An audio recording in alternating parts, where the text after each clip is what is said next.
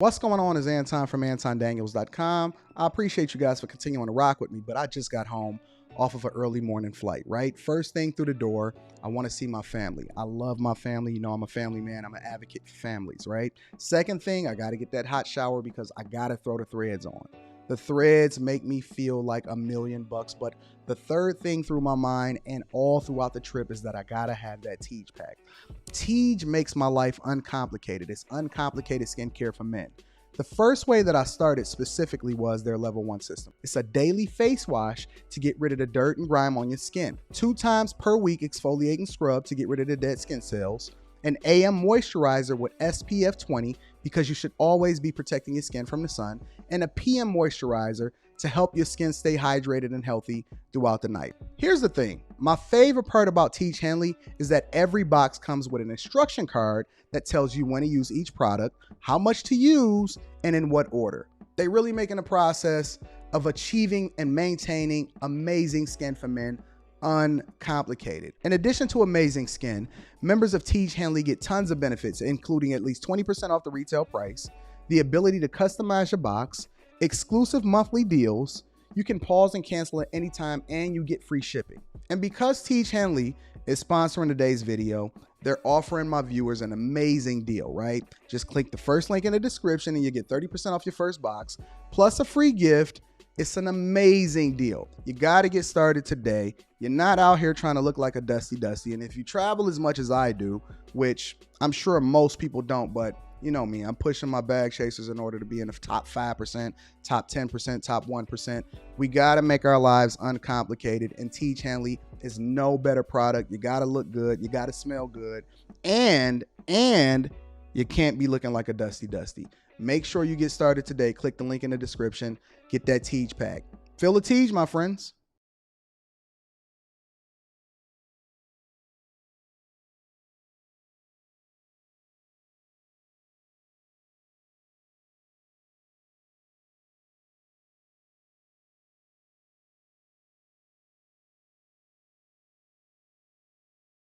What's going on is Anton from AntonDaniels.com. I appreciate you guys for continuing to rock with me.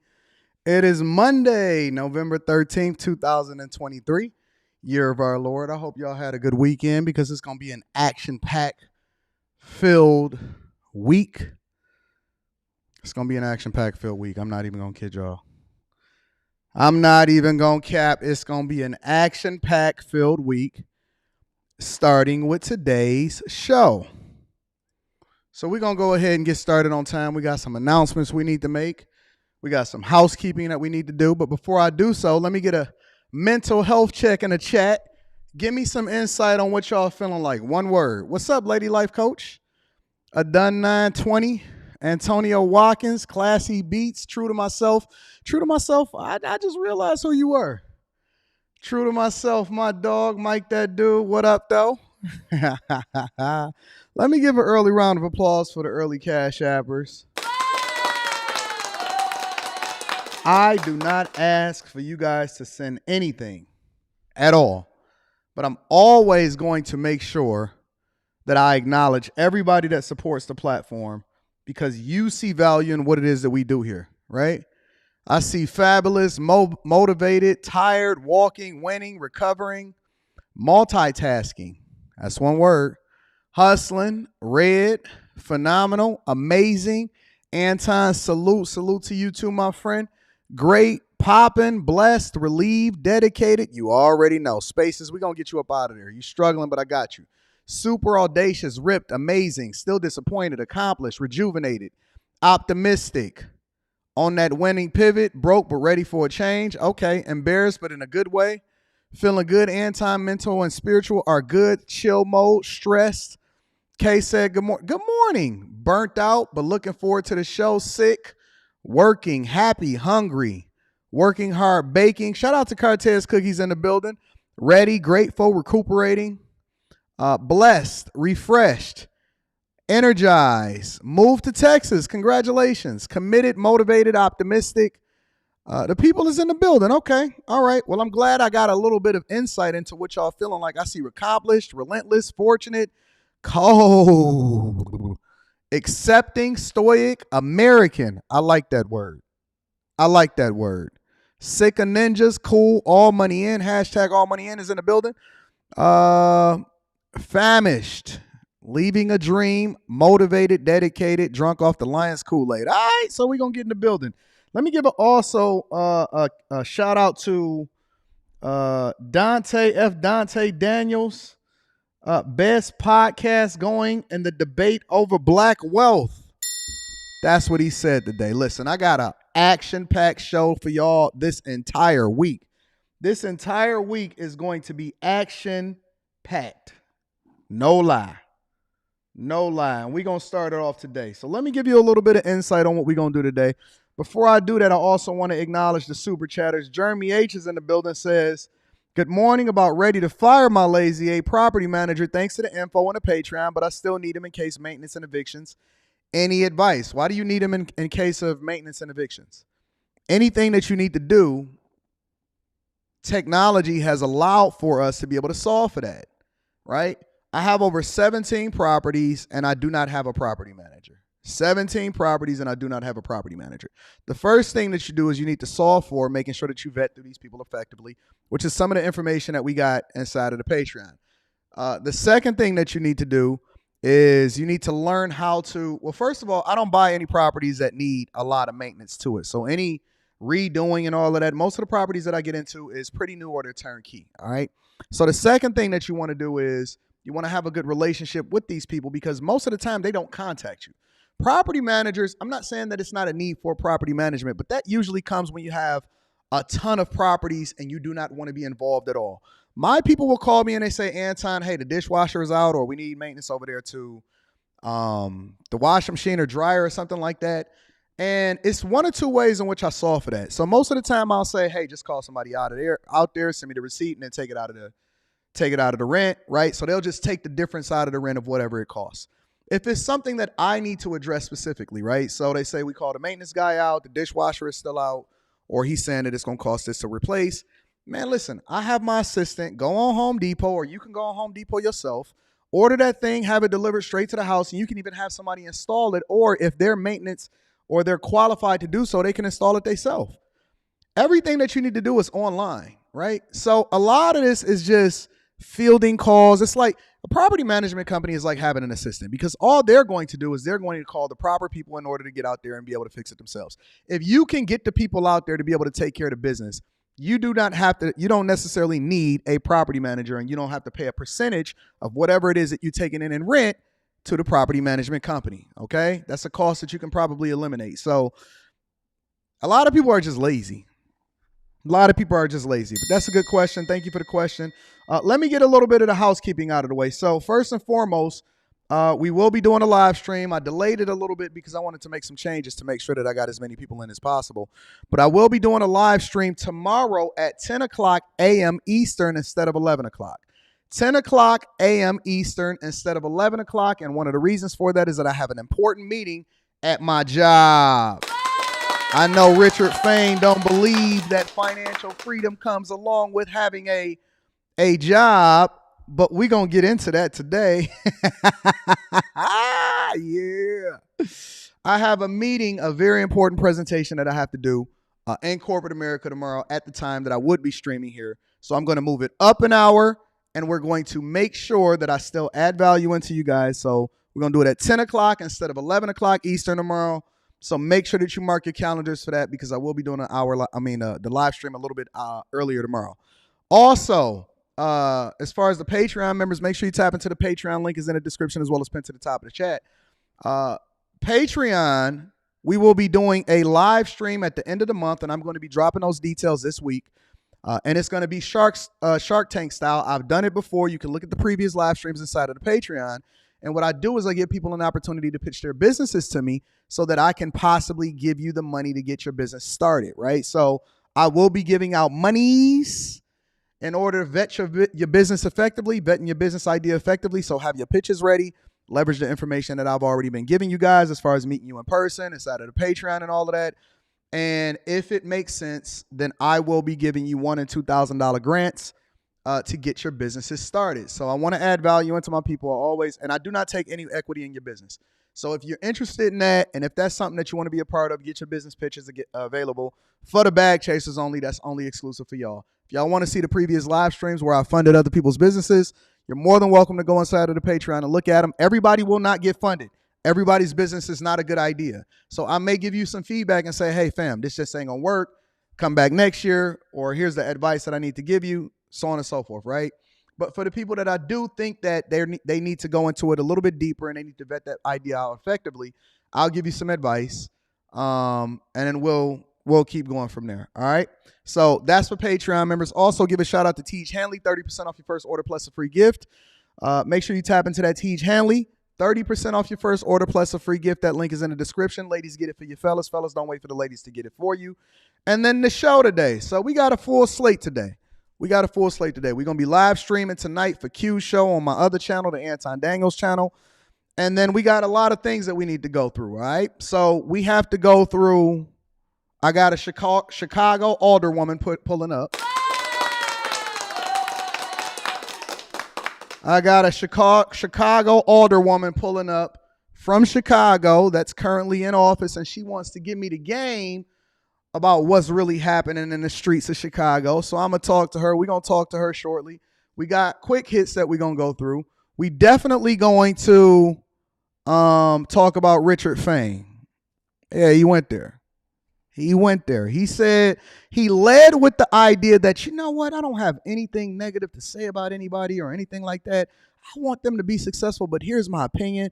And then he proceeded to continue to throw us under the bus. And he felt some type of way about the last live stream that we did. So we're going to have a conversation because I'm not really sure if he knows how we do things. I've largely gotten away from certain things, but apparently he's not familiar with some of my earlier work. I've turned a new leaf, and I've decided that I wanted to go in a different direction as far as the positivity. But we definitely going to go back to what we used to be a little bit, unless we want to go a little bit deeper, then I'm prepared for it. But we're going to talk about that. We're going to go into the investigation, the FBI investigation, and the Eric Adams over there in New York. We want to talk about remote work. I want to talk about different people complaining about the amount of money that they're making and all of that. We're going to get there. It's going to be an excellent show. So if you guys have not shared this with your family and friends, the greatest morning show on the face of the earth, you definitely want to do that right here, right now. All right. So we're going to have a little bit of a throwback show today. Just right up my alley. I was getting a little bored. I was waiting for somebody to jump out the window. I was waiting on somebody. I was waiting on a worthy opponent to jump out of the window. And I was like, you know what? I'm just going to have to move in positivity and love going forward. But God told me that love comes in the form of chastisement also. So we're going to have to go there. We're going to have that conversation. Anyways, make sure you hit a like for the algorithm. Subscribe to the channel and turn on your notifications. It's going to be a great show. Y'all ready for quick hits? Y'all ready for quick hits? Let's get into it. All right. So quick hits is a segment of the show. It's a relatively new segment of the show that we like to have a conversation based off of things that's not relevant enough for us to do a whole segment on, but just to give you guys a little bit of insight and information on what's going on and making sure that we keep you up to date on what's happening. All right. All right. So let's get into it, ladies and gentlemen. Quick hits. First and foremost, Republican candidate Tim Scott decided to drop out of the presidential race. Republican candidate Tim Scott decided that he wanted to fall out of the Republican race. Now, he's not the first person that fell out of the Republican race, but let me give you a little bit of insight of what's going on here.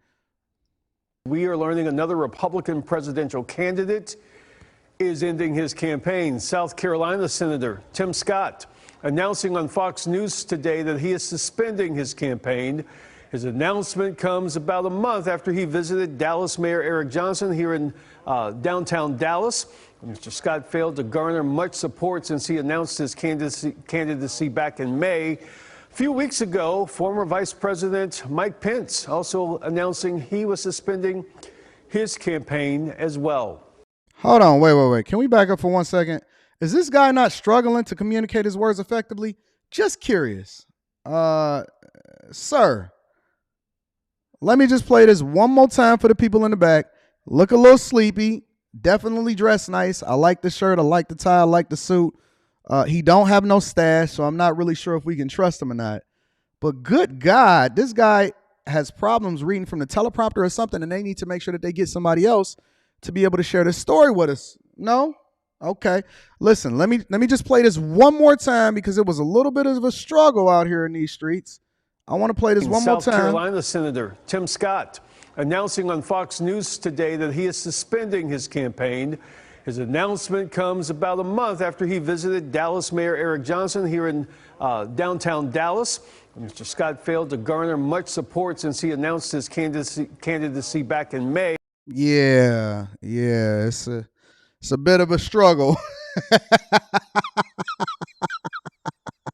It's a little bit of a struggle, but anyways, we're not gonna focus on that. I didn't know that he was gonna be slurring his words a little bit, but who knows? I don't know. But Tim Scott and previously before that, Mike Pence, who is obviously was the vice president for Trump, all dropped out of the race. A lot of people are saying that it's basically because of his girlfriend reveal. Y'all said he got a thick tongue. Y'all keep saying that it's because he got a thick tongue. Don't worry about it. But they saying that Tim Scott is actually jumping out of the primary race, but it's after his girlfriend was being revealed. They say Tim Scott, GOP senator from South Carolina, dropped out of the 2024 presidential race shortly after publicly debuting his relationship with his girlfriend after a third Republican debate. Wait. I didn't know he debuted his girlfriend. Who was her name? Mindy Nas, and they've been dating for about a year ago. She is a mother of 3 who lives in Charleston, where she works as an interior designer. No, Tim Scott, don't tell me that you out. Tim got him a white girl. Hold on. I got to show this one to y'all. Tim, listen, I believe in love. I don't really care who you love or where you love them from or anything like that. But Tim, please don't tell me you fell for the whole okie doke. Business Insider is saying that he wound up dropping out after he revealed who his girlfriend is. His official statement is, "I love America more today than I did on May 22nd. But when I go back to Iowa, it will not be as a presidential candidate. I'm suspending my campaign." He said during an interview on Fox News Sunday Night in America with Trey Gowdy. He recently came under fire regarding his secrecy surrounding his relationship with Mindy Nas, or Knock, an interior designer he's been dating for about a year or so. Details of his relationship with Nas, or Knock, surfaced after he faced criticism over being unmarried, with some insinuating that he was gay. Okay. It's like a different form of discrimination or bias, the 2024 GOP presidential candidate told the Washington Post. He says, "You can't say I'm black because that will be terrible, so find something else you can attack." He added that he kept her identity secret because he couldn't imagine dragging her onto the campaign trail unless I have intentions of marrying her. So Senator Tim Scott is out here being a city boy. Senator, I can't believe you out here dating a mother of 3. Umar Johnson is definitely going to have your butt. Umar Johnson is going to have your butt. Single mother of 3. And she got the typical "I'm an interior designer" label on her. Okay, Tim. All right, Tim. I get it, big dog. I get it. You got some. You fell in love. Yo, City Boys is down about 1,000 this year. Real talk. They made some strides. They made some adjustments. They did some things right.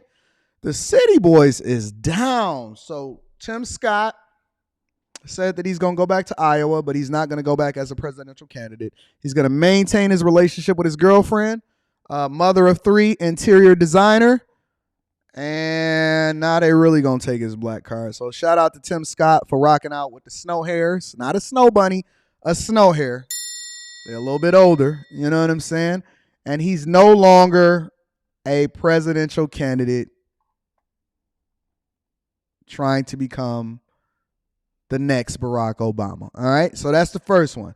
Second thing, the Marbles. Open to one of the worst weekends ever. Marvel sunk to an MCU low of $48 million during their box office opening, which is very, very low. I mean, that would be good for an independent movie or a movie that didn't cost much to make. But apparently they spent like $250 million making this movie. It said the Marvels will set a new record for the worst opening weekend in the history of the Marvel Cinematic Universe, as the sequel to 2019's Captain Marvel posted an anemic 21.3 million Friday total and is heading towards a $48 million domestic launch with 4,000 theaters, according to industry estimates. The poor start breaks the futility record for Marvel Studios, set all the way back during its first year in 2008 by The Incredible Hulk, which opened up to 55.4 million before adjusting for inflation. For a far more recent comparison, the Marvels has fallen below the $55 million opening earned this past summer by DC film The Flash, which went on to gross just $270 million worldwide and was regarded as one of, if not the biggest box office bomb of 2023. Also says, and just like The Flash, Marvels has earned a B from the opening night audiences from CinemaScore, a tepid result for superhero movies that has regularly signaled poor box office performance for the weekends to come. MCU has not been without success this year, as the well-received Guardians of the Galaxy Volume 3 turned in a strong $800 million or $845 million global box office total this past May.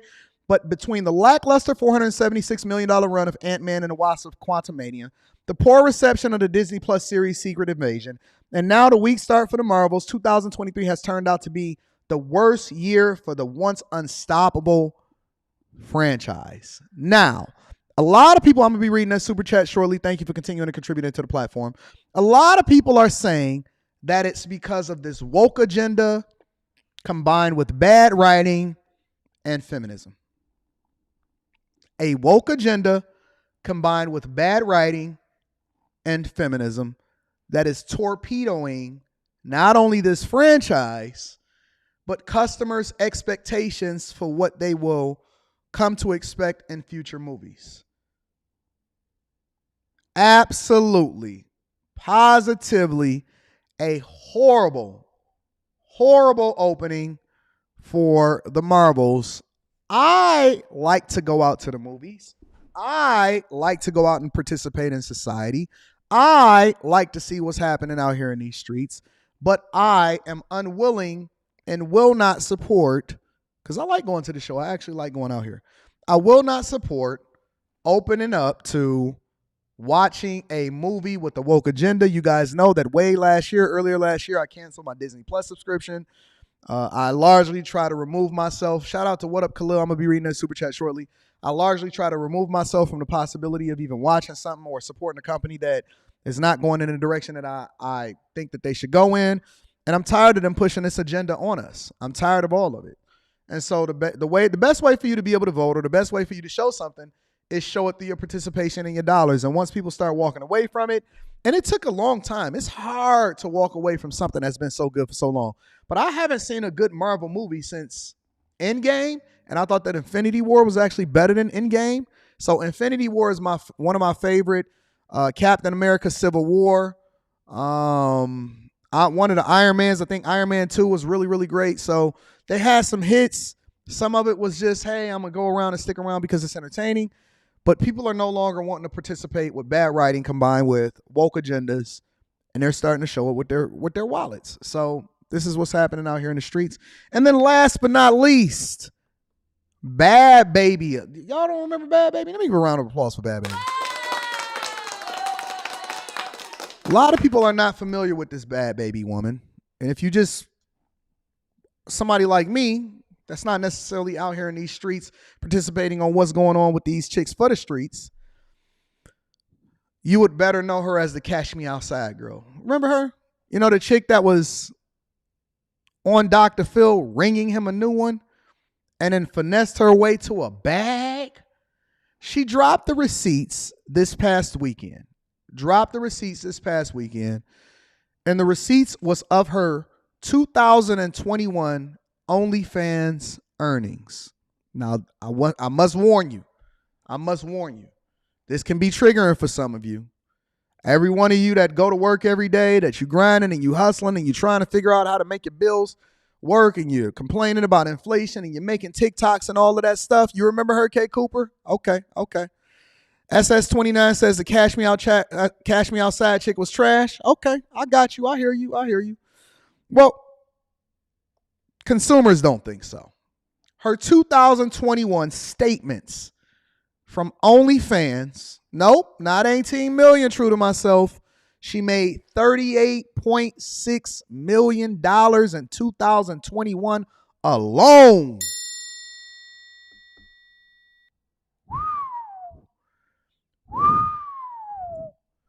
$38.6 million in 2021 alone. Her first month on the platform wasn't even a full year for her. Her first month on the platform was $18 million in April of 2021. Second month, 6.8. Third month, 4.6. Listen, she made enough money that should be able to last her for a lifetime. A lifetime. And of course, you're going to see the numbers go down as you continue to go up because the novelty wore off a little bit. And, you know, the first month is going to be one of the biggest months. You have natural attrition. She'll probably level out somewhere around $500,000 a month once it's all said and done. But let's just put this in perspective for 1 second. Men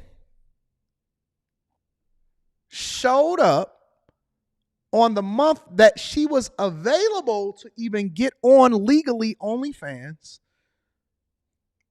and contributed the equivalent of $38.6 million into the coffers of this woman. That is just the truth. That is the absolute truth. And I almost have to ask myself, I have to question myself as we add value into people's lives every day. And as we talk about money and we talk about the relationship of it and everything that's attached to it, whether it be politics, whether it be relationships, whether it be how it is that you need to start your business, so on and so forth.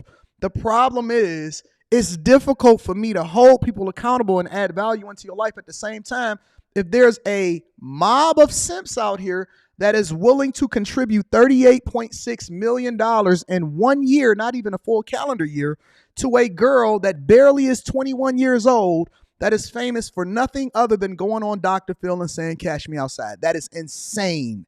Absolutely insane to me. I don't understand it. I can't comprehend it. It makes no sense to me.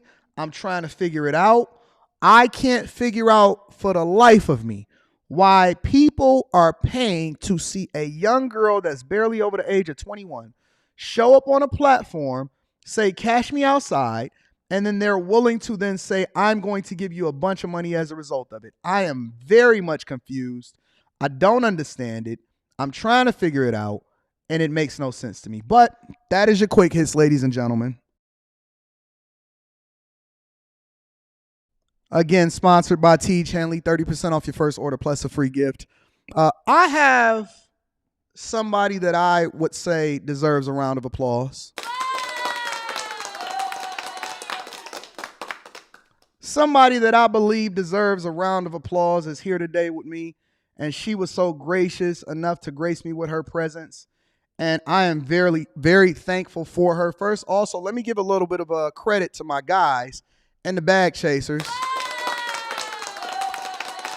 Tony, thank you, Tony, for making sure that you put this on my purview, because I think that these conversations are important to have. So before I get into the super chats and before I start reading all of your contributions, and I'm going to read those shortly, I want to bring up a Chicago Alderwoman, Jeanette Taylor. Now, hopefully I'm pronouncing her name correctly.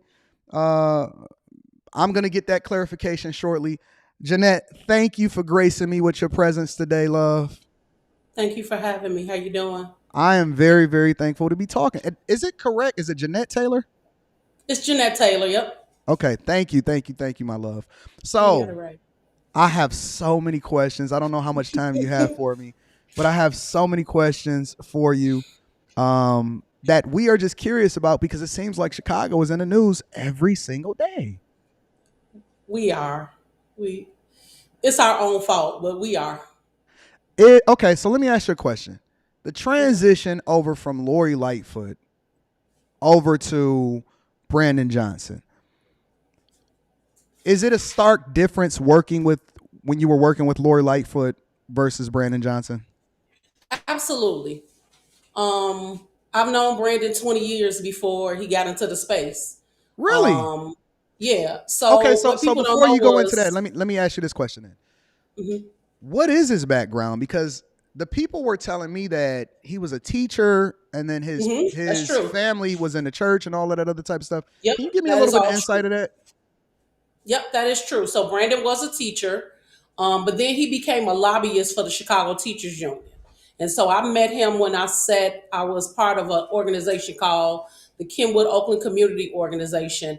And we sat at a community and labor table with them because we understood that labor and community too often don't work together, but they often have some of the same issues. And so I've known him for 20 years, going to Springfield, going to DC.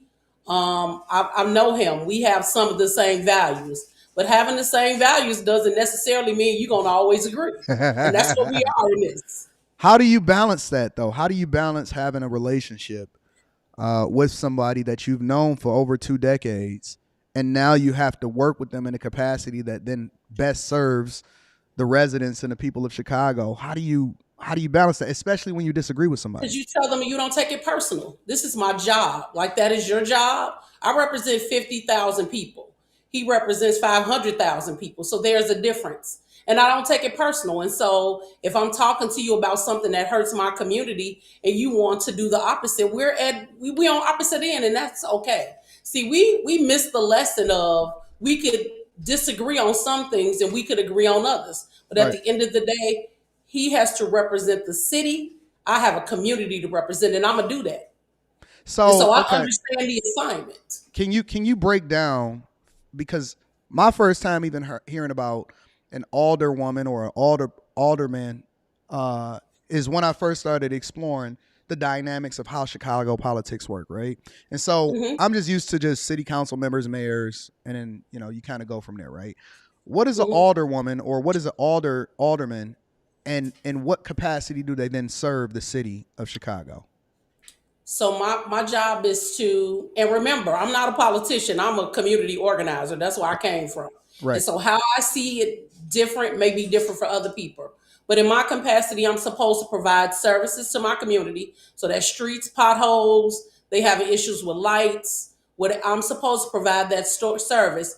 I'm supposed to organize around what the community wants to see, and that's the hard part. Right. And I'm also supposed to create legislation that helps my community but doesn't hurt another community. Right. Okay. So That's my so responsibility. essentially, you guys are kind of the eyes and the ears of what happened. It kind of Absolutely. runs up to the mayor. Absolutely. Okay. So with And regard so to when this the mayor migrant, comes up or when go they ahead. Go come ahead. up I'm with sorry. legislation that doesn't make sense, it's my responsibility to stand up and say, hey, that one size fit all doesn't work with my community. I can't support that. But if you do A, B, and C, that would help my community and I could support that. That is what is supposed to happen at Okay, I city. got you. That ain't what's So happening, but that so is how what's does supposed he? to Where does the power then because does he have the ability, for example, to determine what happens as far as migrant crisis, funding, contracts, all of that type of stuff? Is happen. it So is it you use the absolute key power? word. So you use the key word when something is a crisis. We say something is a crisis from the state or the city or the federal government, then the mayor has the power to do those Oh, things, to make decisions about contracts. But if it's not a crisis, he does not move without 26 votes. And for it to be non-veto proof, he has to have 34 votes. And so because this is a crisis, remember, we're in a crisis mode. He has the power. And the last administration under Lori Lightfoot signed something called automatic prerogative. And people thought that was the greatest thing in the world. Automatic prerogative, which means that despite what the aldermen say, despite my decision, that person has ultimate power to do what it's want to do. And so there are twofold things that are going on right now in city council. We got a crisis and the automatic prerogative. That's insane. Okay, so you how long have you been an alderwoman? This is my second term, so my 5th year. Every 4 we get 4 years. Oh, so you got thrown into the fire. Huh? You got thrown into the fire because you came in. Well, okay, so you were there during the pandemic. I came in right out of COVID. Right, that's what I'm saying. You got thrown into the fire. Yeah. Ooh, I wouldn't say fire. It just made everything come out in the open. We got to see those underlying issues that we never address, that we sweep under the rug, come out in the wash. And so there's no hiding place for any of us. And unlike a lot of my coworkers, I come from community organizing. So I'm used to getting cussed out. I'm used to people telling me how they get going. So it's not new to me, but to a bunch of my coworkers, they are struggling. And I won't say I haven't struggled in this moment either, because everybody feels like it's my fault. And I'm the new kid on the block. I'm not a rookie anymore, but I just got here. Right. And I was a person who was banned from City Hall. Like really? I got kicked out of City Hall. Yeah, I got kicked out of City Hall for holding up a sign that says we want a community benefits agreement. I used to get put out all the time. Wow. Okay, so you've worked with obviously your coworkers, but then you've also worked with Lori Lightfoot and Brandon Johnson. What's the difference in your opinion?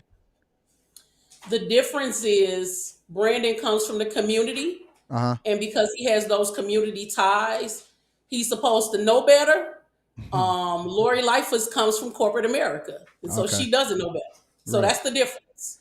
So when you see what's happening though, because I'm assuming that the expectations when he was voted in, the expectations would be that he would be easier to work with because he knows better, right?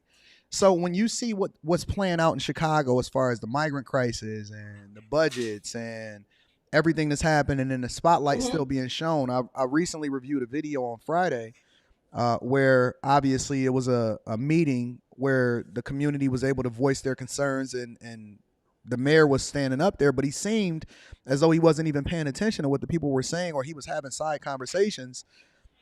Is it like a blow, or is it like, wow, I can't believe that this is happening, considering that you are familiar with his background and you have known him for the last 20 years? Am I disappointed? Absolutely. But I also am realistic. Who started this fight? It wasn't him. He was nowhere to be found when this fight was started. I want us to go back because we don't place the blame on nowhere. And it is an unrealistic expectation that the black man is going to come in and wave his magical wand and fix what has been wrong for 400 years. Let's start there. Okay. Mayor Lori Lightfoot told the governor of Texas to kiss her. I'm not going to say because I'm not sure. Listen. I know that you don't want to, but you can say whatever you want to say here. I appreciate. You can say whatever you want on this platform. Now that you said I can say what I want to say, I appreciate that. She told the governor of Texas to kiss her ass, and he is now showing her, I'm gonna kiss your ass in its entirety. And so he started sending buses. And because we didn't have a plan to house migrants in that way, we're in a bad situation. And so we're asking this new administration, who, remember, did not work with government. And that's what I tell people. Before I got this job, I had to have a one-on-one with Janette and say, you can't have government and work for government. Because that's ultimately what's going on right now. You got people who hated government who now work here and are trying to fix a problem that they didn't create. And there's all these layers that you got to peel off on who made the decision, who gets to do this, who getting the money, who, all of those things. Right. And so that is starting to happen. But for our communities, it ain't happened fast enough. And black people should be mad. Yeah. Because it seems as though the money, they figured out how to petition the federal government and find money and go into the budget.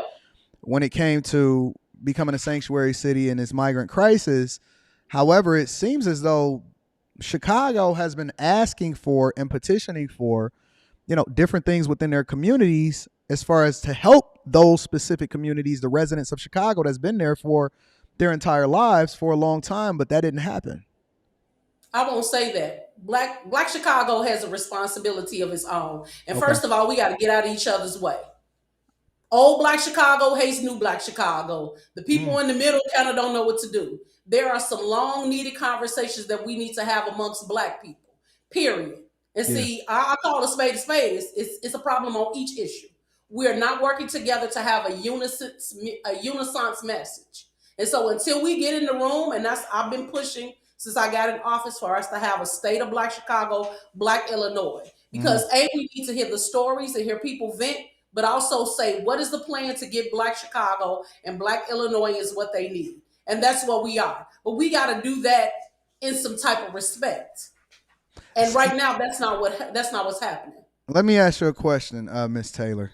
So before I ask you any other questions, politics related, is it worth it to become, basically a politician, to have to deal with the stuff because you're going to catch the shrapnel no matter what, at a higher level, more than just being a community organizer or participating on speaking on what's best for the community. Is it worth it considering everything that you now have to deal with and go through, even when it comes to things that's not happening based off of your own decision, but things that's being handed down to you? Yes, because if I could save a young person, if I could save a senior, if I could help a family, if I could change a small dynamic where we're even the conversation, it's worth it. I didn't ask to be here. This is what God told me to do. Literally. I hear you. Yeah, I asked for the Mega Million numbers and a rich husband. He ain't heard none of that. He ain't heard none of that. He said I need you to be of service. And so it hurts. I ain't gonna tell you I ain't cried. I ain't gonna tell you I ain't cussed the lady out online and had to delete the whole post. I'm not gonna tell you I haven't had my moments. I have. It's hard. I contemplate every day. My office is right off the expressway. Yeah. I always say I'm gonna walk my fat ass down the expressway and keep walking till I pass out. I've had it. I'm not gonna. If you know anything about me, I'm not one of those people that's gonna pretend that what's happening. I have a hard time. I have struggled in this space, and I have questioned myself. Like, you dumbass, you could be somebody's wife in a foreign country. You over here fighting a good fight. Because I realized, and Shirley Chisholm said it better than anybody, the rent you pay on earth is service to others. And so this is me giving my service to my community, opening up the door, letting them see what actually goes on, what actually happens in City Hall, how the decisions are made, how we are doing this work. And of course I'm blamed for shit that I ain't do. That's all day long. Join the club, we got jacket shit. So do you think that Brandon, to an extent, because he is in a position and he is the face of Chicago, do you think that to a certain extent he's probably getting a bad rap? Because even me, let me bring myself to the front of the congregation, right? Okay. I don't think that he's a bad person, right? When you look at him from the outside and you look at the fact that he has a family and he comes from a straight background and he's never been a type of person to get involved in anything that's wild or anything like that. I may not necessarily like his haircut, but that don't necessarily mean that he's a bad person. However, as a public servant and as the face of something, and I don't know if it's some other string that's being pulled. I don't know if it's coming from the federal government.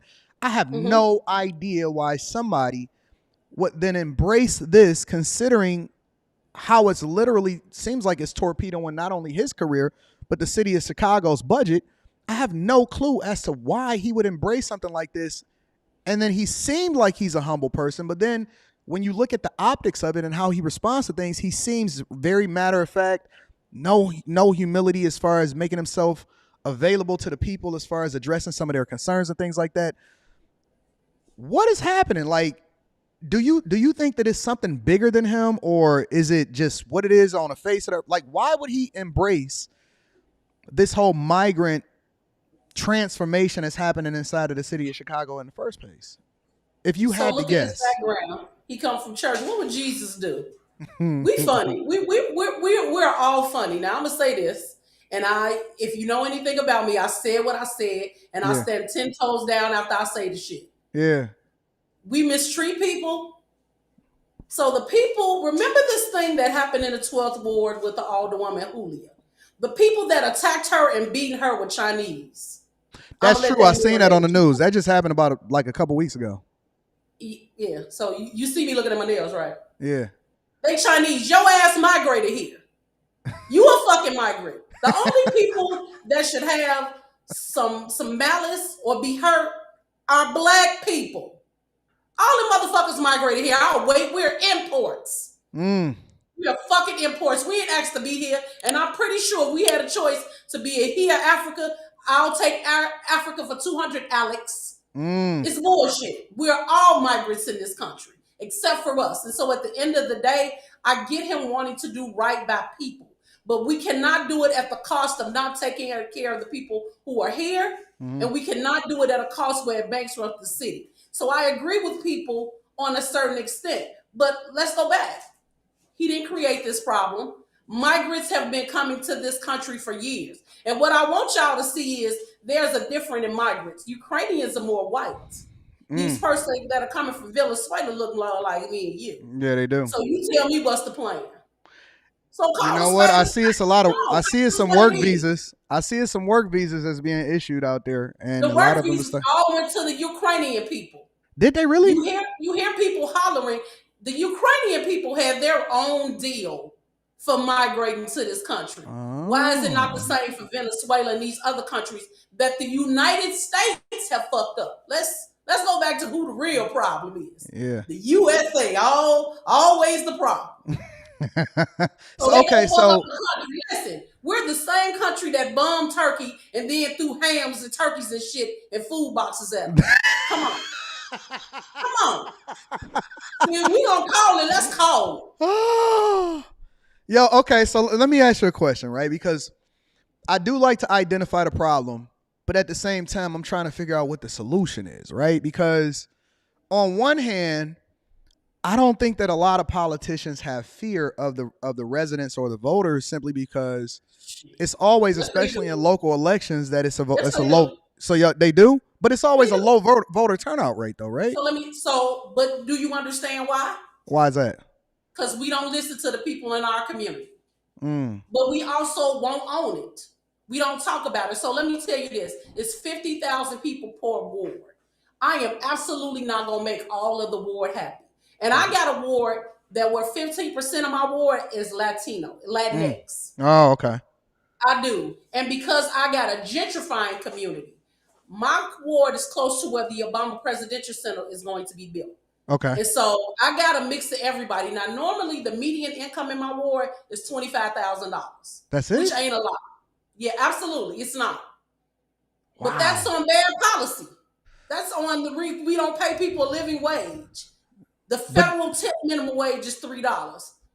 All that shit was going on before I got in office, but now it's my fault. But then they have property taxes are going up. They didn't even do a property tax increase this year. Property taxes go up. And see, that's because we're forgetting the other levels of government. You got the county, you got the state, then you got the federal. Property taxes are based on the last 2 homes that are sold on that block. And so 4 blocks away from where I live, they built a house for $934,000. I can't afford that house. Yeah. I'm going to be selling coochie on the corner of my own block in my own ward for that house. I can't afford that. Who is that for? That's not for people, for me. And so the people on the block are going to be upset. But some of this is because of the city, number one, and because 2, we think that if we bring all these rich people in our communities, not knowing that we need a balance, our community is going to change. Yeah, but it's not going to stop, though. False beliefs in what this is and what it's not. It's not going to stop, though, right? Because capitalism is still going to control what that house is sold for. There's no way that you can prevent that. We should have built our own communities and our own institutions a long time ago. You best to believe your oppressor is not going to build a system that's equipped for you. Yeah. Yeah, that's crazy. Okay, so how involved are the aldermen, considering that it is labeled a crisis, but then at the same time, contracts are going out, right? You got staffing companies, security places, Healthcare, they now a part of your schools. Tent cities is being built all over the place. It seems like every week it's like a new one, update on a new one or something like that, right? How involved can you even be as far as determining what dollars are allocated where now that we have this word crisis being implemented when it comes to the migration or the migrants coming over and being bussed up to Chicago? Do you have any, do y'all have any say-so in that? So when you say something is a crisis, federal dollars do come from that. Okay. That's why you got to go to every state who is getting money, and I guaranteed you somewhere on those news lines that say crisis. Yep. Things are done for a reason. And so this was made a crisis before we get in here. We are involved in the conversation now. The last administration didn't involve us at all. She did exactly what she wanted to do, her administration, and her few ponies. And let me just say this for the record. There are some elected officials, there's 50 of us, gonna kiss the ring no matter who is on that fifth floor. Yeah. And so we should have a strong council, weak mayor. We have a strong mayor and weak council. Older people do that. But it's also this thing of put your money where your mouth is. The community will help elect good people and then leave us. We have no sounding board.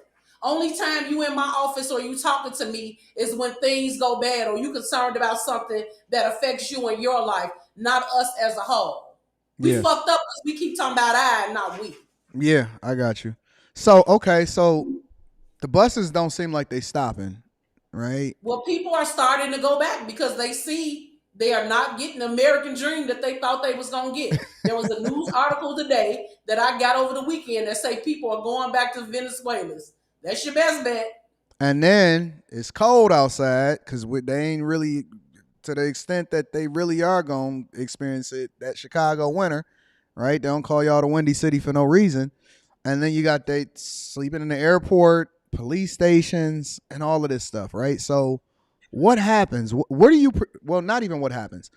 What do you think is going to be the solution, or what do you project things to be over the next couple of years as far as with this whole crisis going on? So what I'm hoping in the next year happen is that the administration takes a step back and works with everybody to say, how do we A, fix the crisis, and B, how do we make sure we're supporting everyday Chicagoans? Because I guaranteed you, if we were getting $31 million in contracts, we wouldn't have shit to say. I ain't got nothing to say because my kids eat. What the hell am I raising hell for? Part of the problem is our communities is not making any of that money.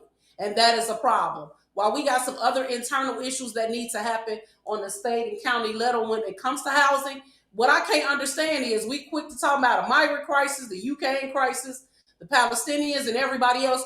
Where the fuck is the housing crisis? We had homeless people sleeping in the park way before these people came.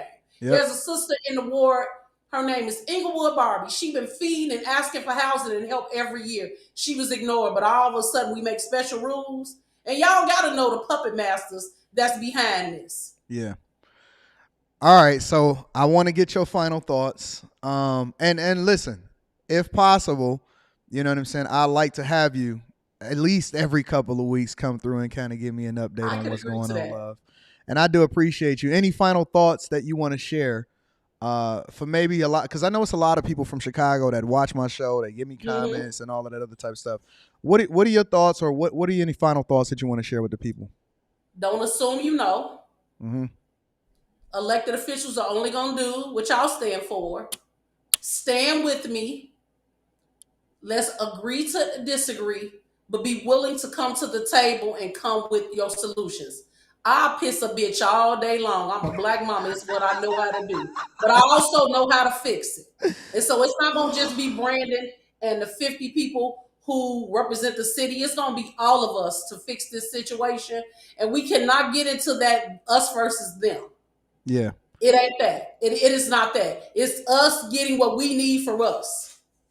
Should I take it easy on Chicago and what's happening in the city, including Brandon Johnson? I don't think you so. What I'll say is, when I got the call about this, I looked you up. So I saw the videos, and I ain't gonna lie, I was a little nervous. I'm like, I hope this man don't come out on the box and be talking about it's my fault and I just got here. But I think part of the problem is we're not having the conversations. This is stuff we talked about at our living room tables amongst us. Yeah. We do it at our family game nights and shit like that. We don't talk about it on a public platform, and so people don't know.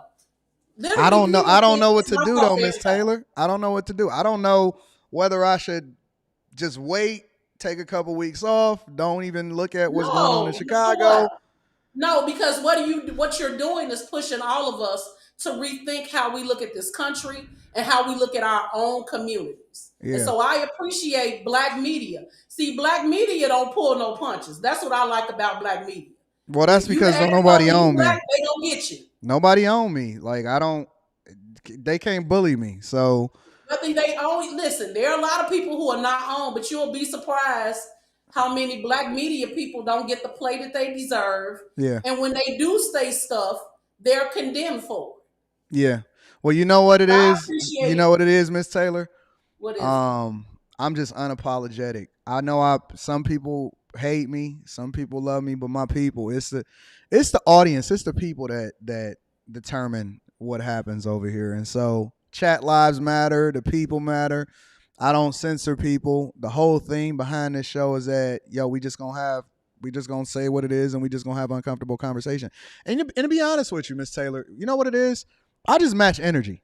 So, you are a very likable person. You tell it like it is.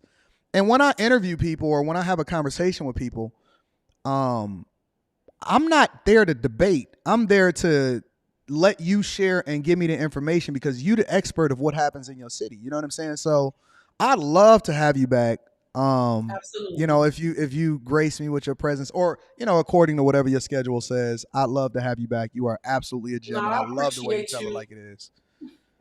Thank you. No, we need people who tell the story truthfully, but we also need to be challenged in some of their ways. Yeah. I will say for a lot of electeds, they're way too comfortable.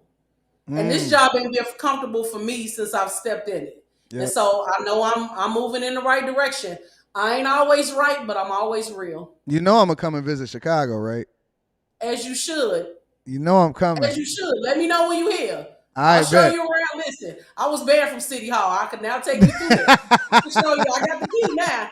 I can swipe in and swipe out and let you see. I'm coming through. Listen, I love you. Thank you so much for carving out some time in your schedule to be able to kick it with us. I'm going to talk to you later, Jay. All right. You have a good day. See you, baby. Bye. That was Chicago Alderwoman Jeanette Taylor in the building. Thank you to our local politicians over there in Chicago to keep us informed of what's happening out here in these streets, man. Let me read some of the super chats because we got a full show for y'all today, sponsored by Tee Hanley.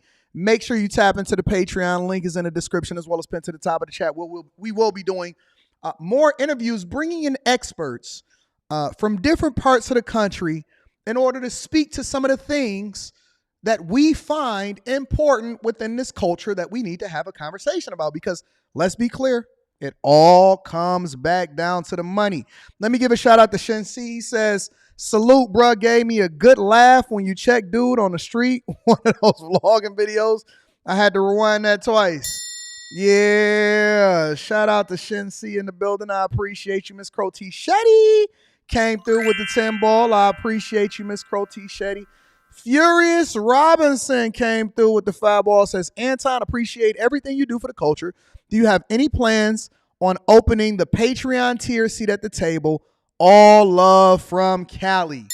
I do, but I don't necessarily open it up to the general public. What happens is the people that joined the Patreon in the order that they joined it, if somebody then drops off from the seat at the table, we just automatically reach out to them and we say, hey, would you like to be able to get a seat at the table in order to fill this slot?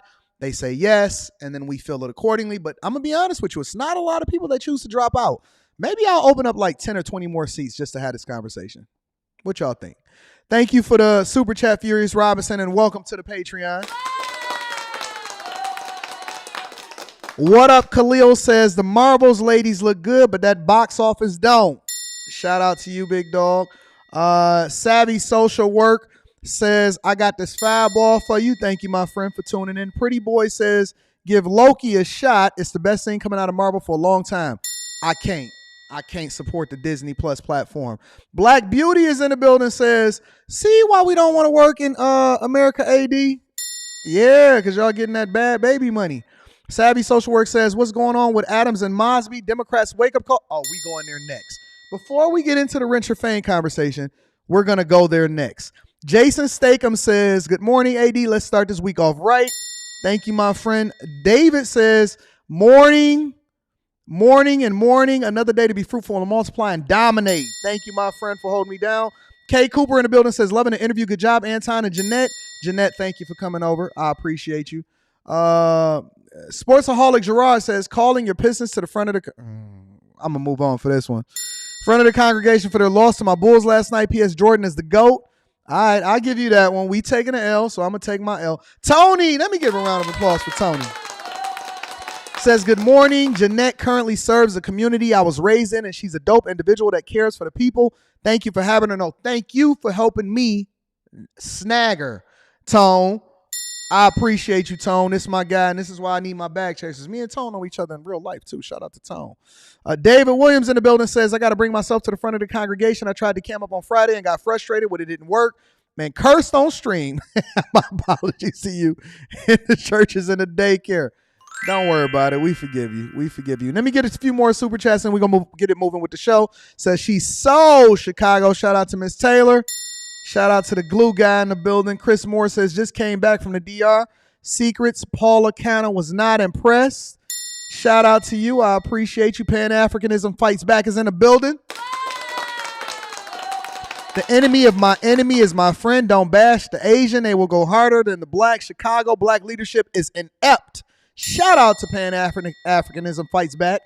Also says she's beholden to Latino, so she can't speak truth.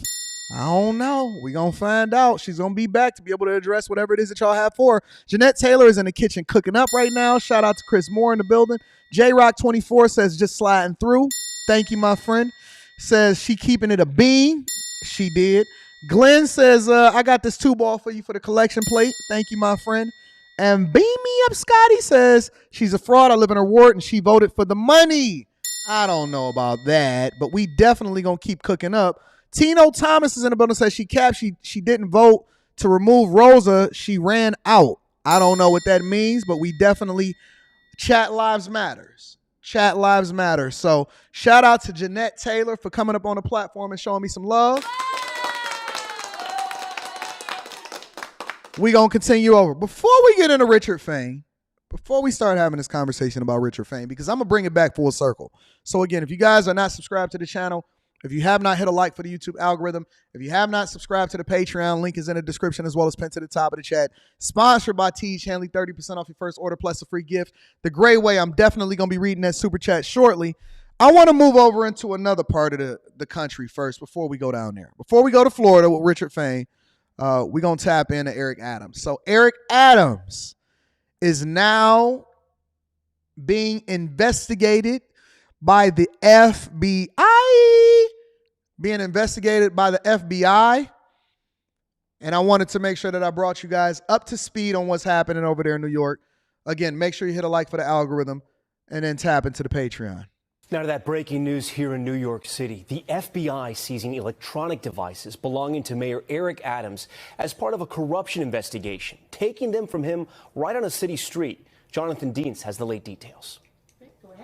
In what appears to be a growing federal corruption investigation, the FBI has seized the electronic devices of New York City's Democratic Mayor, Eric Adams. The FBI approaching Adams Monday. Two sources familiar with the matter say the mayor turned over 2 cell phones and an iPad, and later turned over additional electronic devices. The mayor's attorney saying tonight he's not been accused of wrongdoing and continues to cooperate with the investigation. You know, sometimes I wonder to myself, why people even want to be in politics at all. Sometimes people say, Anton, would you run for city council? Would you run for mayor of Detroit or anything like that? And my initial reaction is, for what? Yo, when the FBI pull up on you and they taking your iPad and your 2 cell phones right there on the street, they ain't even wait for you to be able to get home. They ain't do it outside of the purview of the general public, but they run up on you and they say, hey, let me get that iPad and 2 phones, fam. Let me get that iPad and them 2 phones, family.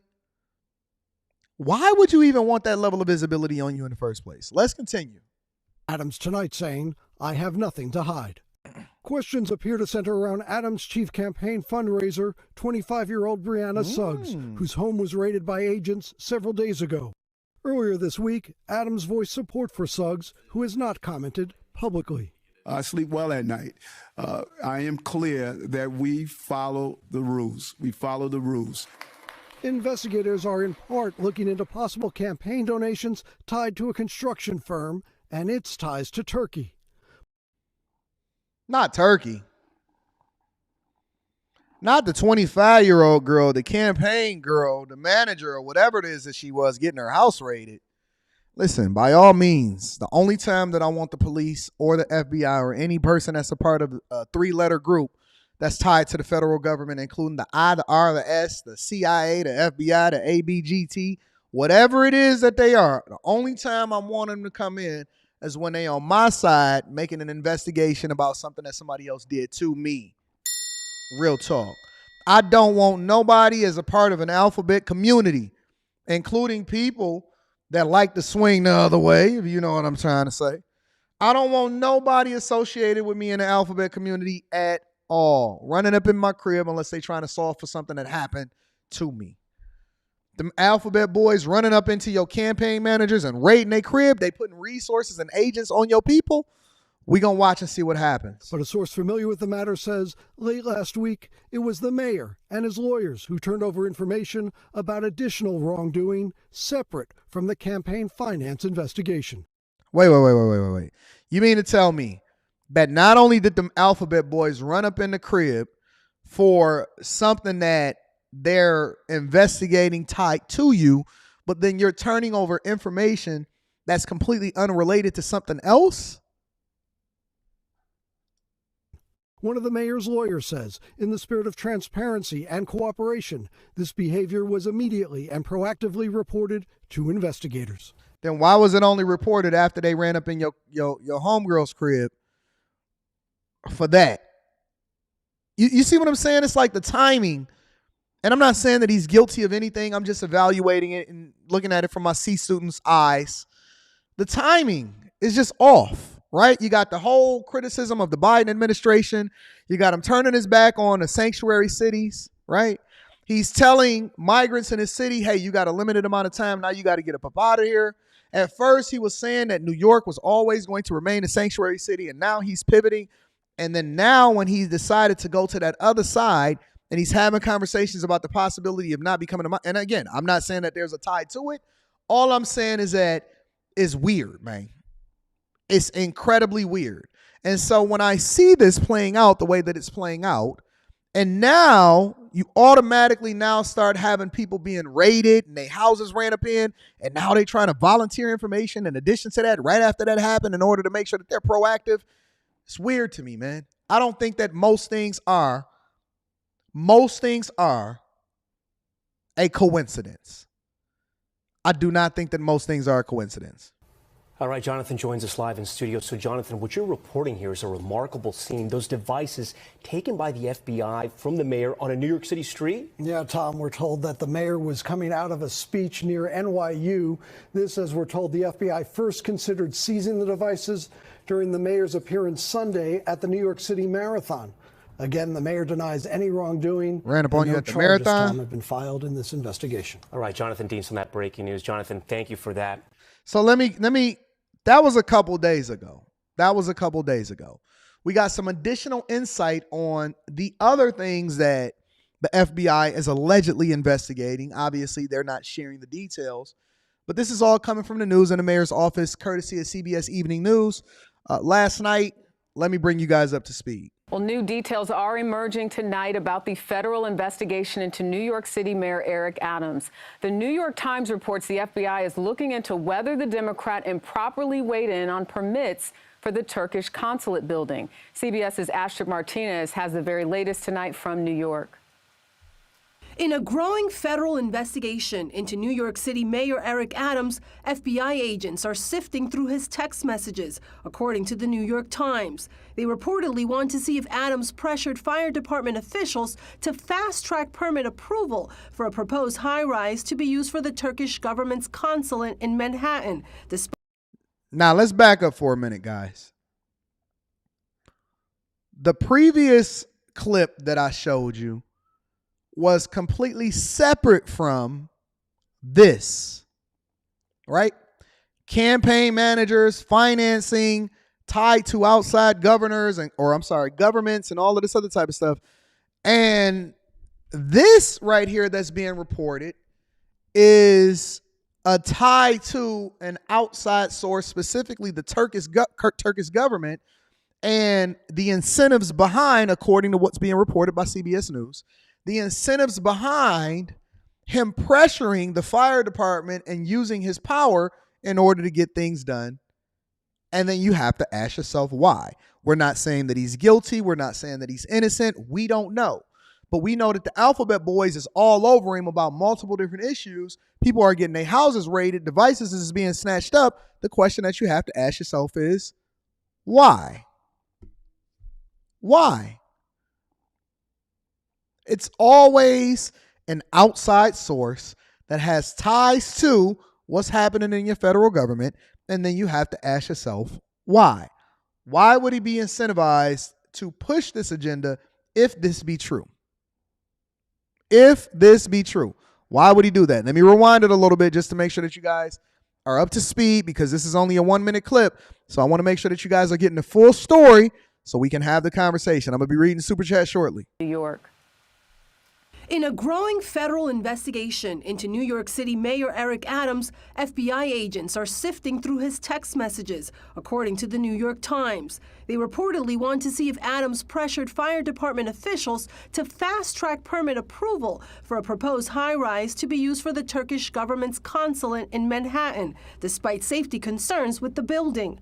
The Times says the 2021 text messages were discovered in Adams' phones and iPads after the devices were seized by authorities last week as part of a larger corruption probe into foreign funds. The Times saying Adams was asked by Turkish officials for help keeping the opening of the Turkish headquarters on schedule. Adams has denied any wrongdoing and spoke briefly to reporters today following an unrelated event in Queens. What I'm really hoping is that these periodic leaks stop. We're cooperating to do this together so all the facts can come out. CBS. Why would you want a periodic leak to stop instead of being forthcoming with the information? What is it? There's nothing to hide. Why are we worried about a periodic leak? Legal analyst Jessica Levinson. Just because his iPhone and his iPad were seized by the FBI, it doesn't mean that he's the target. It means they think that there's information on those devices. Let me tell you something. I don't even want to be tied to a target that is a target.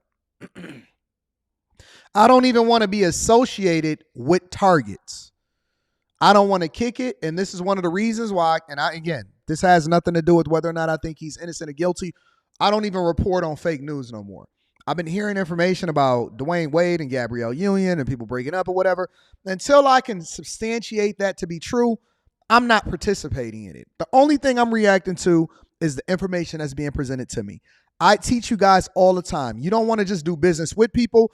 You want to be careful on what they are, who they are, what type of business they do, what kind of character they have, because just getting to the money is not enough. When you associate yourself with people, it then can ruin your reputation, especially when you get to certain levels. I think a lot of times people don't take into consideration what's really happening out here in these streets. So be very, very careful. And after the raid of the mayor's chief fundraiser, neither Adams nor his campaign have been accused of any wrongdoing. And at this time, there have been no charges filed in connection with the investigation. And you also have to remember that when you're dealing with the federal government, they don't file or charge for anything until they have a solid case against you. And that's why they have such a high conviction rate. So be careful. Do not find yourself in a difficult situation or a position and let this be a learning experience for most people. I am going to keep my eye on what's happening over there in New York and where it leads to, especially as it relates to the money. And I'm going to make sure that you guys stay informed, all right? Let me read a couple of super chats, and then I'm going to continue over with the show. Just a couple, and then we're going to move over. We're going to get over into the thing that we really want to talk about. The Gray Way says, three great news. I've been using Teach for a month now. Joined the Patreon, and this summer produced a track on an album that has been nominated for a Grammy for the best spoken word this weekend. I'm not going to tell you that my network is just incredible. I'm just going to let the people tell you themselves. I'm not going to tell you that I got one of the best Discords in the nation. I'm not going to tell you I got the best Patreon in the nation, but we got the best Patreon in the nation. You know, that very thing that Richard Fain just criticized, we going to get there. I'm not going to tell you that we keep the dusties out, and when y'all meet me in person and I come into y'all city and then I fund y'all businesses and I make sure that we all connected and we together. If you've ever seen any of my in-person speeches, I'm not going to tell you that we help people get to the bag and we double their income and triple their income and put them in positions that they otherwise would not have been available to them. I'm not going to talk about the government contracts that we get. We just going to keep on running it up. Shout out to the Gray Way and all of the chasers. I love my people. JC says Eric went against the illegals. The libs are not happy. Shout out to y'all. All right. Since we talking about the bag chasers, Richard Fain has smoke for me, but he also has smoke for y'all, the chasers.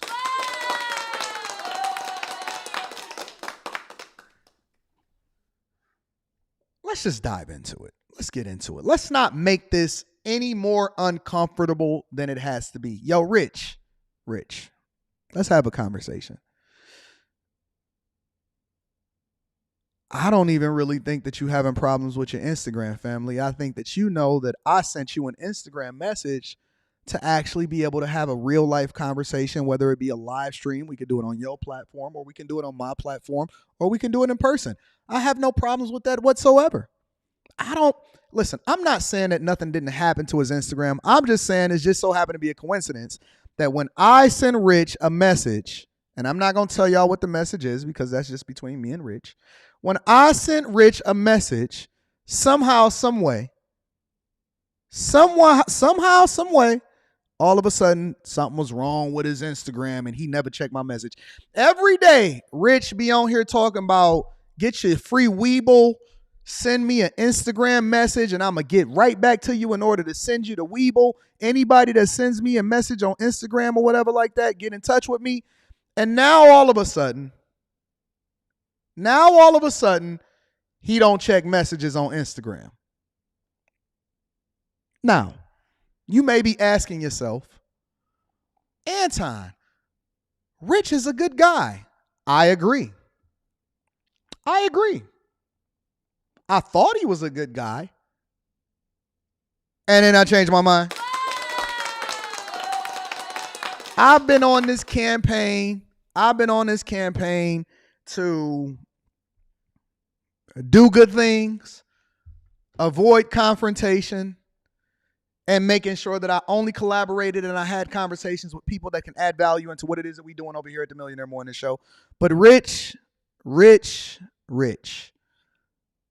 you passive aggressive OG, and this is the reason why I have so much smoke for the people that came before us, because they want you to do good, but just not better than them. They want you to do good, but they don't want you to do better than them. And somebody said, Anton, but Rich got more subscribers than you. I said, apparently you haven't checked our views and my watch time. Apparently you haven't checked the views and watch, because subscribers can be deceiving. But the views and the watch time is a little bit different. And I used to like Rich. Richard Fain. See, I say his name. He don't say my name because he just slick talk and throw underhanded jabs when he said that he wasn't going to do it. I'm going to get there. Let me slow cook for a minute. This is going to be a little bit longer of a show than y'all used to, but we going to really get down to business, because Maybe some of you are new and maybe some of you aren't new, but apparently you're not really familiar with how I get down over here at the Millionaire Morning Show. See, the Anton that you've been experiencing for the past 6 to 8 months is different than the Anton that I used to be in, so I'm not that far removed. We really gonna get there today. We gonna get there. We're going to get there. Now, I don't even believe that this conversation, because some of you may be new, so let me bring you up to speed and then we're gonna go ahead and show you the clips. I don't really think that y'all know where this started. I'm going to tell you where I think that it started. Now, you know, I review all content as it relates to things that are relevant, getting back to the money, right? And Rich would have you to believe that he was just commenting on and having a conversation about what me and Earn Your Leisure said about what we think wealth is, which Rich preaches financial freedom. And that's cool. I have no problem with that whatsoever. Let me cook. I have no problem with that whatsoever. Rich preaches financial freedom, but the conversation that me and EYL and Ian Dunlap was having was wealth. Now, Rich decided that he wanted to review what we said about the conversation in a CNBC article that was released as far as them saying what they think wealth is, right? All sounds cool, right? And in that video, he said, you know what? I have nothing against these brothers, but this is where I seen the information on the Millionaire Morning Show. And I also seen Earn Your Leisure, and I'm sure that they're giving you good information, but that is not what financial freedom is, and this is not wealth, and most black people are never going to get there. And so we need to have a conversation and a come to Jesus moment that what financial freedom is what you feel like it is. And as long as you're able to have passive income in order to be able to support your lifestyle, that's what financial freedom is. That's the Cliff Notes, and that's essentially what he said word for word, no cap. But see, a lot of people think that that's where the conversation started. I don't believe so. I know that these people watch what we do over here at the Millionaire Morning Show, and I believe that the conversation started with Jay Morrison. Gangsta love, let me get there. You keep saying he's not my enemy. I'm going to show you what people are, why he very well may be my enemy. I'm going to get right down to it, because the thing about us is that we don't play no games, and we just going to call a spade a spade. I believe that the conversation started when I reviewed a video, because I review all videos. When I reviewed a video and he was starting a fund called the Prime Fund, okay? I criticized the timing of Richard Fain. I gave him credence. I gave him props. I said that I think that Richard Fain is a good guy. I believe that he gives good information. We're in two different spaces as the type of information or how we decide that we want to portray that information over to the people. But when I criticized the timing and I said, listen, this probably don't make sense, and this is not a good look for him to say that he don't know who Jay Morrison is, and now that he's getting pushback from the people, and the people are saying that we don't necessarily rock with a fund because we don't trust what the people that came before you did it, which is not Richard Fain's fault. But I still criticize the idea that he fronted and acted like he didn't know who Jay Morrison was. But then at the same time, he was saying that I'm not like them. That's my opinion. I still gave him props.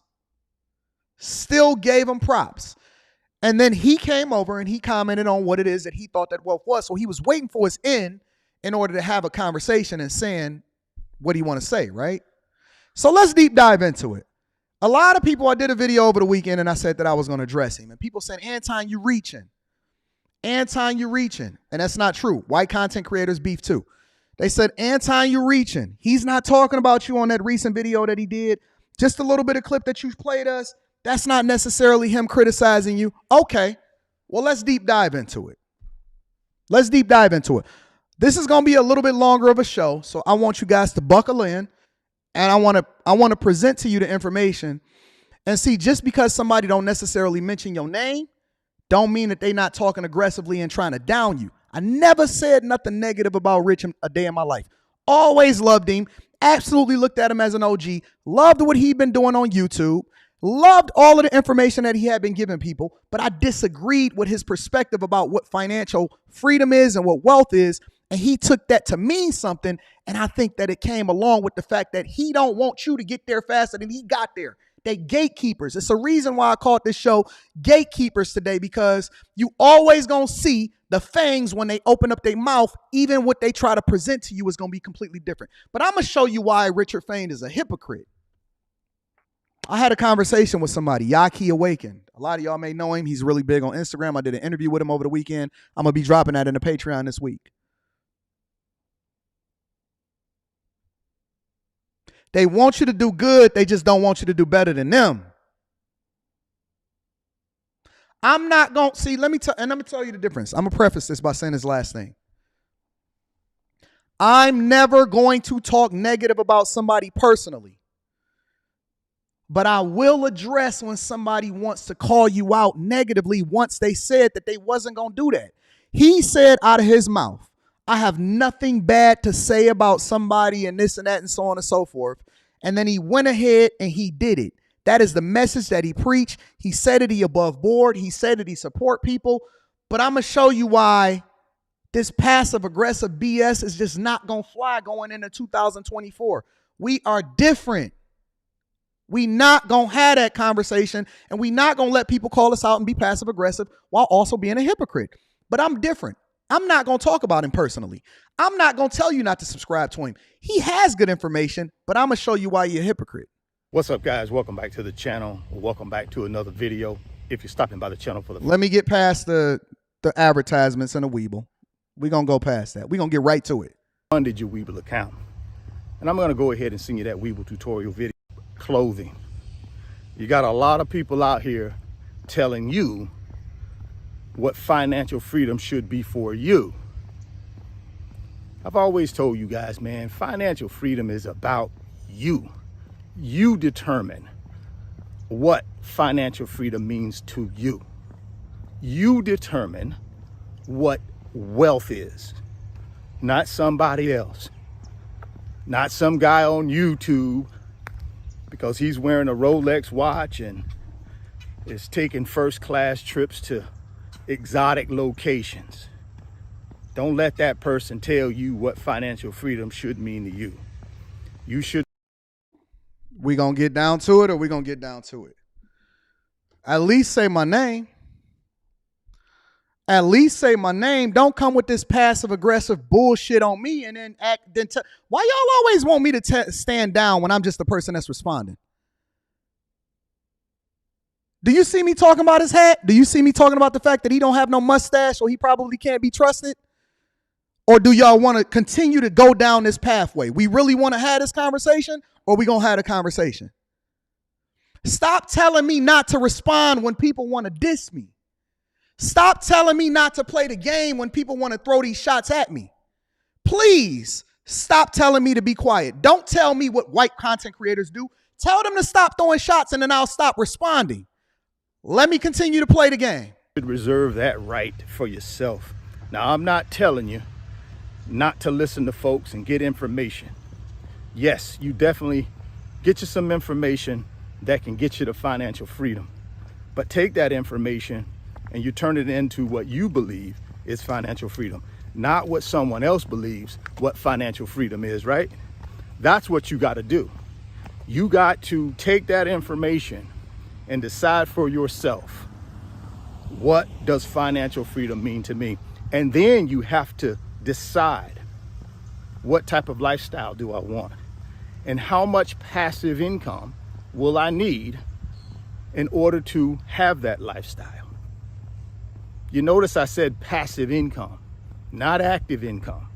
See, a lot of folks out here on these social media platforms are talking about financial freedom, but they ain't even at financial freedom. Why do I say that? Because without your clicks, without you buying into their Patreons,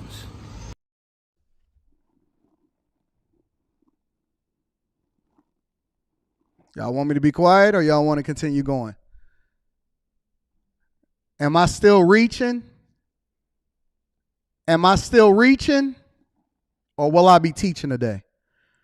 See, I got time today. I cleared my afternoon. Because I got time today. I cleared my afternoon because I got time today.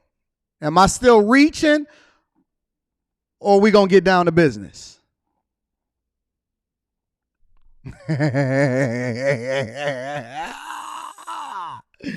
Say my name, Rich. Say my name. Don't sneak diss me. You say it to my face. Say my name, Rich. This video is about me. Let's just keep it 100. Let's put it out there. They're super chats. They don't live the lifestyle that they live. You pay for it. And I'm not knocking that hustle. If you get value from it, then continue paying for a Patreon. Continue doing super chats, doing live streams. That's on you. But don't get it twisted. That's not passive income for those folks. Passive income is about assets that actually generate income with you doing nothing. That's freedom. So just be careful who you're out here listening to, telling you what financial freedom should be for you. Just because, $100,000 a month is your financial freedom, don't mean. Are we still disillusioned as to what we talking about now, or are we going to actually get down to business? Are we still disillusioned about who we talking about right now, or are we going to get down to business? See, this, you got to keep your grass cut low. You got to get the snakes out of the grass. You got to pay attention to what people are communicating. I've never, ever, ever in my life told you guys not to rock with Rich, that he wasn't a good dude, personally attacked him, or went after him. Stop telling me to address when somebody is saying something negative about me. Don't hold me accountable for how I respond. Hold me accountable for what I initiate, but not for how I respond. Let me go ahead and play the rest of the video, and I'm going to let you guys make an assessment before we really get down to it. It's my financial freedom. So don't get caught up in this trap where, you should always strive to be in the top 1%. Listen, bro, if that's what you want to strive to do, then strive for it. But it ain't necessary. It ain't necessary, man. Find out what's important to you. Stop letting somebody else on social media, like you, Rich, tell you what your financial freedom is. Stop. Don't allow that. You need to dig down deep inside yourself and have a conversation with yourself and figure out what's important to you financially. And then you got to put a roadmap, a financial pathway together to get there. You listen to some joke on YouTube and on TikTok and on Instagram, that's not going to get you to your financial freedom. It might entertain you, right? You might get some laughs, and the guy might be charismatic. He may be very engaging when it comes to conversations through live streams and video. That's great. But guys, you can't be entertained all your life. You can't be a consumer all your life,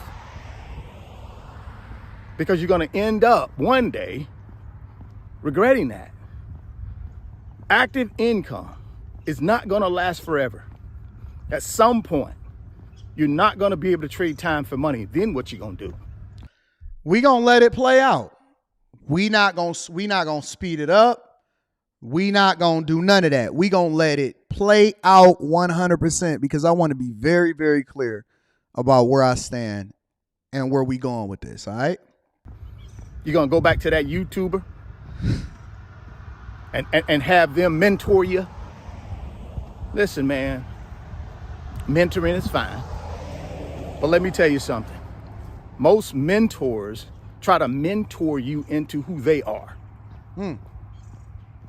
Not into who you should be. Right? That's what most mentors do. Oh, yeah, I took this guy under my wing, and, he was making X amount of dollars, and took him under my wing and mentored him. Now he's making, almost 7 figures a year. That's what I can do for my... Listen, man. Is that not exactly what I said word for word when we were talking about Ray Sean? Y'all remember the live stream that we just did?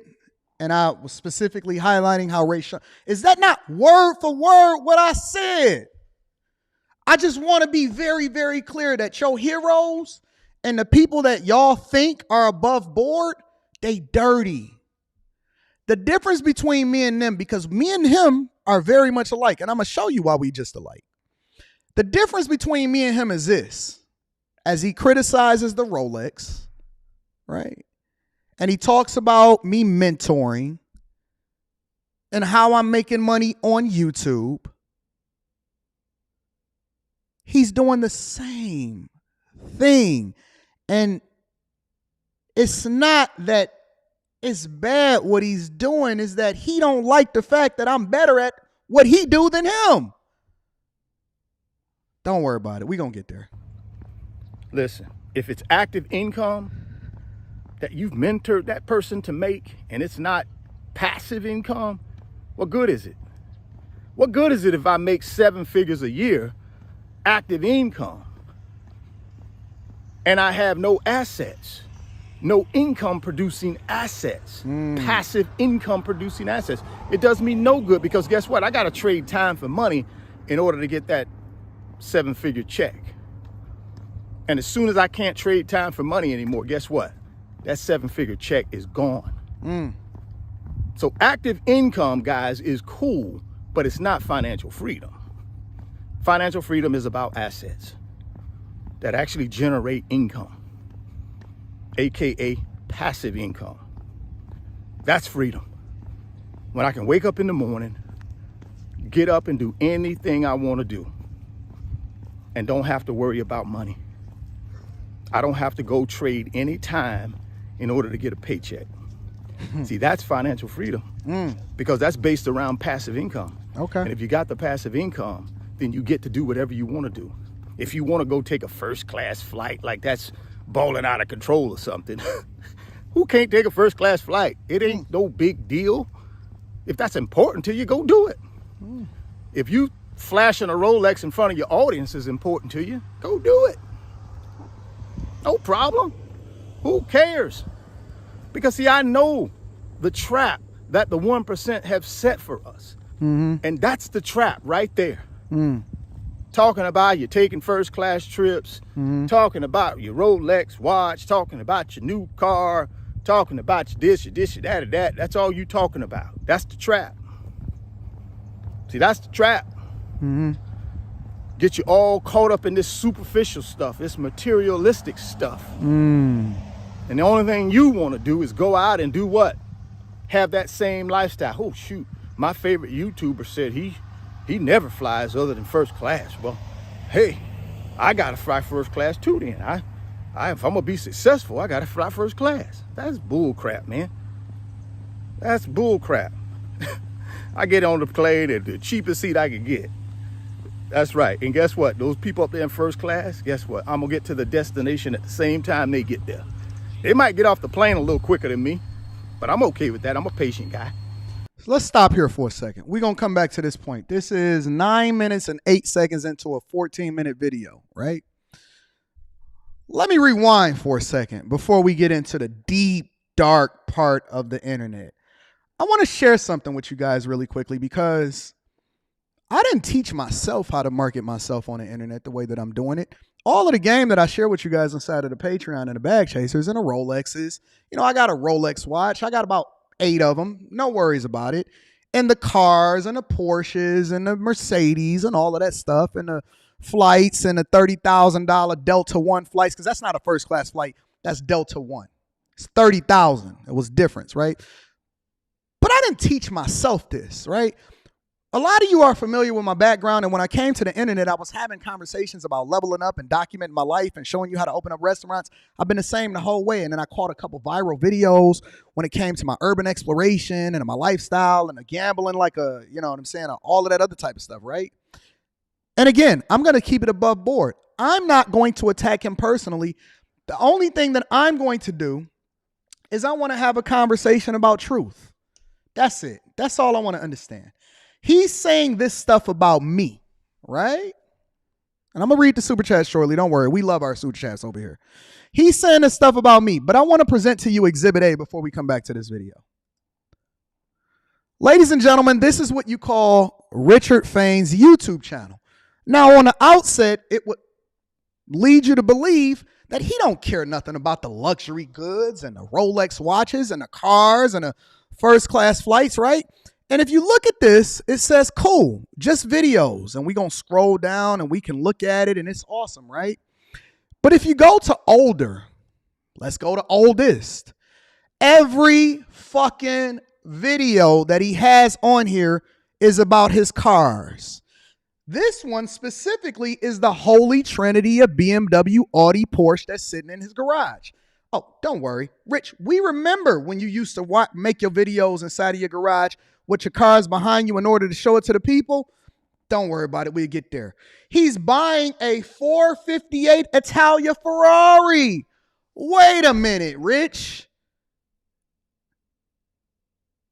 You don't care about flying a first class flight because you're going to get there the same as everybody else. But what about when you drive into the destination that everybody else is driving to? What about when you're driving to the destination that you're driving to? Do you care about how you get there, or only does it matter whether or not you drive a Toyota? Just curious before we listen. I don't know if he remembered the videos that he used to make in Range Rover SVR versus his 458 Italia Rev battle, right? When he used to make the videos 5 and 7 years ago, the same way the car in his garage. Oh, wait a fucking minute. Here's why Rolex prices have skyrocketed. What? Rich, you buying Rolexes now? Say it ain't so. You bought an Omega Seamaster like me? A new acquisition. Wait. You talking about the same person that was just criticizing me for wearing a Rolex and people wanting to be it? You telling me you led with your stuff in order to create a platform, but you're sitting here as a hypocrite telling the people how I got started collecting Rolex watches, one of the last unpolished subs, Seamasters, Omegas, my watch collection, my Porsches, my cars. Where is all of the financial information in the beginning of your journey on YouTube where you were talking about how that doesn't matter? This is the only thing that matters, is making sure that you don't listen to people that show their stuff in order to advertise whether or not they're a viable asset to you. Did Rich just not hold me accountable for the very same thing that he started his YouTube journey with? I mean, every single video is houses, cars, Rolexes, 5 things to know about my luxury watches, brand new Rolex, all of the watches, all of the cars, the trifectas, the Ferraris, the Corvettes, the Lamborghinis. Look at what good debt versus bad debt can buy you. Mercedes just gave me this new car. This is what I made. All of this other money. I'm making this video inside of my garage. Look at what's in my background. Over 750,000 in. Come on, man. Come on, man. So you learn how to market yourself more effectively. And this is the thing that you've been showing people. And I'm not really sure if you wanted to remove this, because I know that you still make passive residual income from your old videos. But let's be clear here. Richard Fain's entire portfolio in the beginning of his YouTube journey, before he started walking down the street with no mustache on, was very much the exact same thing that I show you on a daily basis. I'm not presenting you anything that he's not sharing with y'all. I'm not presenting to you anything and guess what? And guess what? Oh, don't worry about it. You'll see it. You'll see it. I'm never going to say anything negative about Rich personally, but I am going to share with you, how can you then criticize the very thing that you are? How can you hold me accountable, or for people paying attention to the stuff that I have, when that's the very same thing that you promoted? If that's not hypocritical, I don't know what is. So Richard Fain, let's go back to the original video really quickly, because we're going to get there. Give me a second. Just give me a second. Let's go back to the 9-minute mark to hear the rest of what he said, because we don't want to take anything out of context.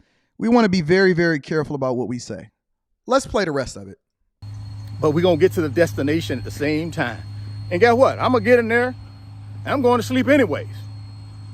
Right? So whatever little perks the first class people get, come on, man. Is it worth me playing 3 or 4 times for the same ticket to get to the same destination at the same time? No. Interesting. Interesting. Maybe we should all just get Toyotas while we at it too, huh? But it's whatever is important to you. If that's your financial freedom, then build your assets, generate some passive income, and fly all over the world first class if you want to.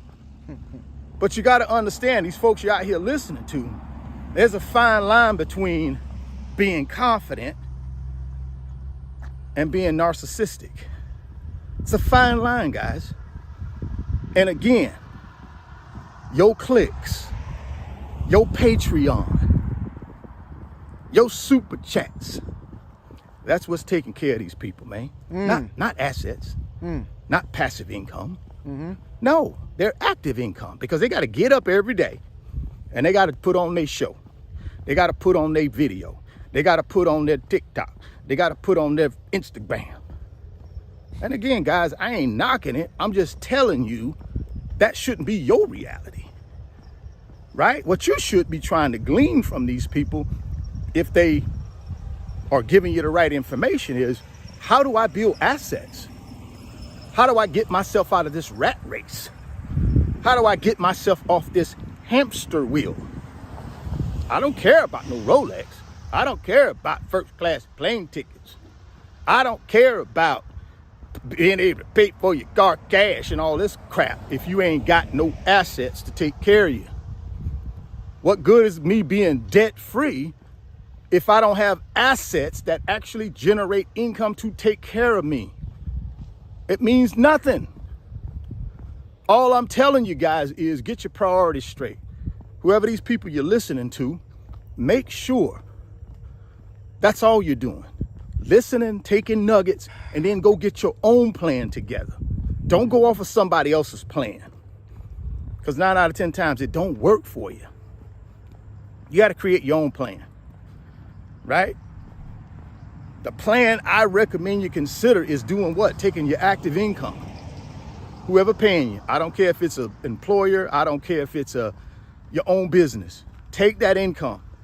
Delay gratification. Forget the Rolex watch. Forget the first class plane trips. Forget all that crap. Take that income and start buying assets, real estate for income. Now, I think we've got the gist of everything, right? All right, so let's get to it. Let's deep dive into it. Richard Fain says that the key to success is passive income. The key to success, as I've presented to you, Exhibit A, is passive income, right? Now, Richard is also saying that he's in a space to where he can make the type of money and he don't have to do nothing. He wake up every day, Black and a Hellcat. I love that you approve the message. He wake up every day, he do what he want to do when he want to do it, and he had built enough passive income so that he don't even really care about YouTube, right? Right? Not a big deal. He do this for fun. This is fun money. This ain't nothing that he actually care about. He got his money. He got his money out here in the streets from whatever it is that he did from an investment perspective. That's how he lived his life. Right? Right? Don't listen to me. Don't listen to the game that I give you on a regular basis. Listen to Rich, because Rich is going to teach you that financial freedom is passive income, not active income, right? Never mind all of the billionaires that are still working today. Never mind the Elon Musk. Never mind the fact that Warren Buffett is still working at 90.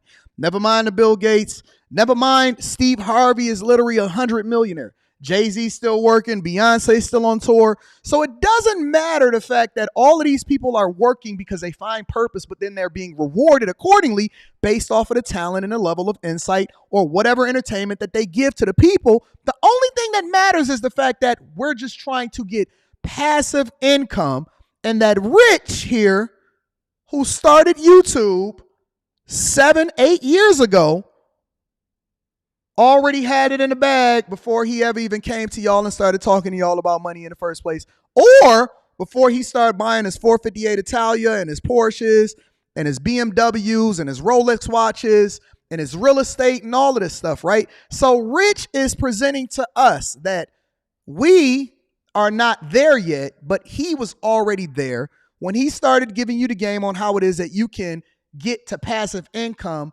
to get financial freedom. Awesome. Now, this video isn't even that old. This was also courtesy of Richard Fain, right? Richard is going to break down how much he made in the NFL and then what it is that he makes from a YouTube. Hey, what's up, guys? Welcome back to the channel. Welcome back to another video. If you're stopping by the channel for the first time, please consider subscribing to my channel. And while you're at it, smash that like button for me. I really would appreciate it. If you want 2 free stocks, Webull is going to give you 2 free stocks when you open it.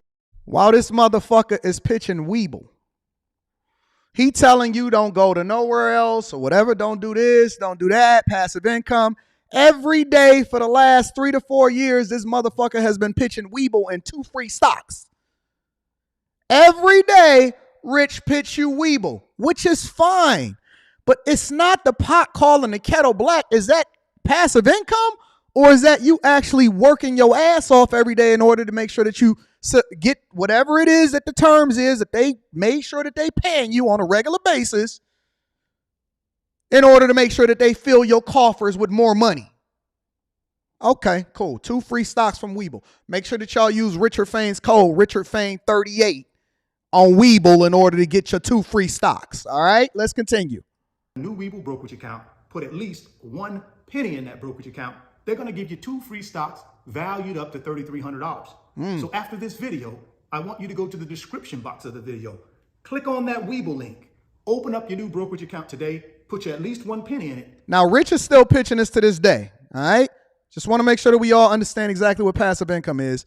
But let me go ahead and get past this.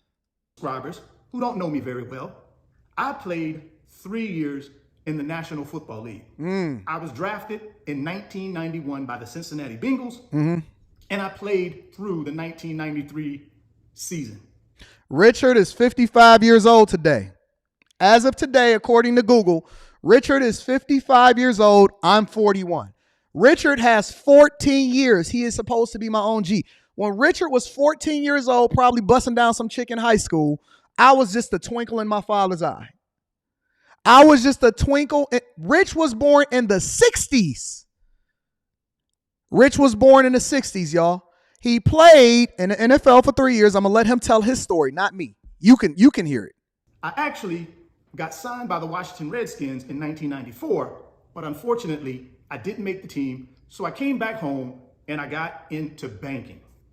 So how much money did I make in my 3 short years in the NFL? First thing I want you guys to understand is the average time a person like myself plays in the NFL is about 3 to 3.5 years. So most of us, I would say probably 90% of the people that you see playing in the NFL are only going to play up to about 3 to 3.5 years. So not a long career, relatively short career when you think about careers in general, right? Which is the thing that I preach on a regular basis, but let's continue. So in 1991, when I got drafted by the Cincinnati Bengals, I made about $100,000. Now in 1992, I went to the Chicago Bears. And in 92, I made $225,000 with the Chicago Bears that year, which was my highest salary that I made in my 3 years playing in the NFL. Now, my third year, I was with the Chicago Bears as well, But unfortunately, I got hurt in preseason. I blew my ankle out pretty bad, which ultimately ended my career early. But in that year, since I did not play in any games, the Bears were only required to pay me a certain amount of money, which was about $100,000. And of course, it's a business. They exercised that option, and that's what they paid me. Now, my 3 years in the NFL were great, guys. But you know, if you followed my story, I blew through that money. Didn't last very long because why? I did not have any financial education or financial literacy, right? So does that not sound very familiar but very different? Because see, me and Rich are very similar. He just don't want to admit it. I got money early in my life. Back when I was 18 years old, 19 years old, I was in a plant. He was in the NFL, but we made the same money. Not adjusted for inflation, but in a general sense. I made about $125,000 a year in the year 2000, 2021. Rich was making $100,000 a year in 1991. Okay, remember, this is my OG. I want to make sure that we are different so that our messages hit different, even though we've been preaching the same thing, even though he came into the game promoting his cars, his Rolex watches, his lifestyle, what it is that he's doing for a living. Rich made $400,000 plus in the first 3 years, and he was famous too because he played in the NFL. Let's continue. I just thought the money would come forever. Unfortunately, it didn't. So and that's how much I made in the NFL, guys. About $425,000 was what I made in my 3 years in the NFL. Cool. Question. Can you relate more to me or can you relate more to Rich? Can you relate more to me in the beginning of this story or can you relate more to Rich? I just wanted to add the context before we started to get into his story based off of what he's sharing, not based off of anything other than that. Let's continue. Now let's move on to YouTube. We'll get there, When DK. I originally started my YouTube channel, which was in 2015, I was in the 2015 is 8 years ago. Okay, we there. banking industry. I was doing it very, very well. I was making a six-figure salary.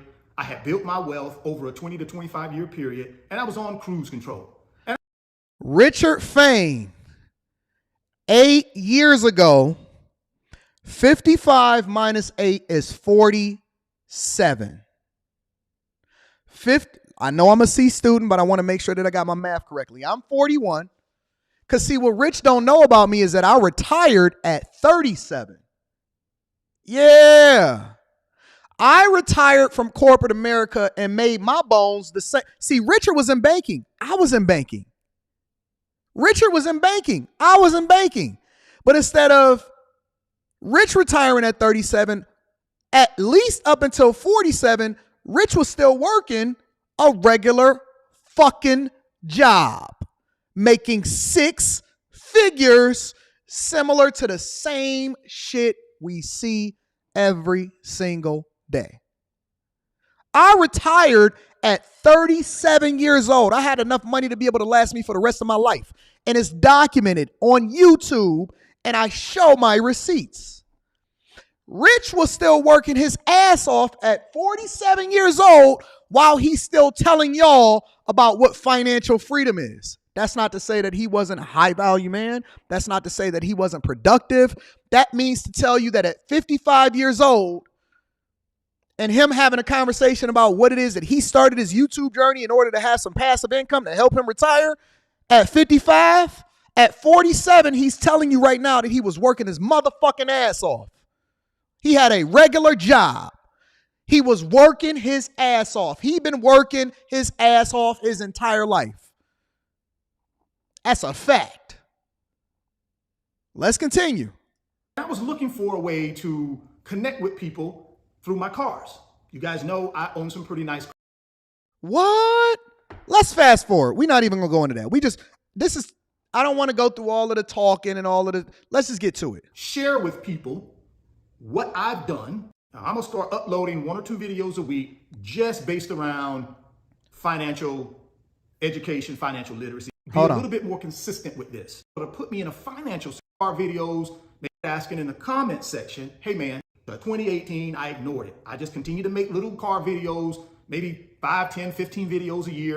And that was sort of my little outlet, my little hobby. But in 2018, that changed. I decided, hey, why not share with people what I've done in real estate, stock market, additional streams of income, those types of things. Okay. And in 2019, I decided, okay, I'm going to be a little bit more consistent with this. Now, I'm going to start uploading 1 or 2 videos a week just based around. Right around the pandemic, Rich still had a job. Wait. So you was 55, 2019, 4. So at 51 years old, Rich was still working and banking. Rich was still working at 55 years old and banking. At 51 years old, you was still getting it. And it's nothing wrong with that. It's nothing wrong with that. At 51, you was looking for some additional passive income or an additional job in order to monetize your hobby in order to continue to get to the bag. In your 50s, how can you criticize other people when you, according to your own definition of what financial freedom was not living it?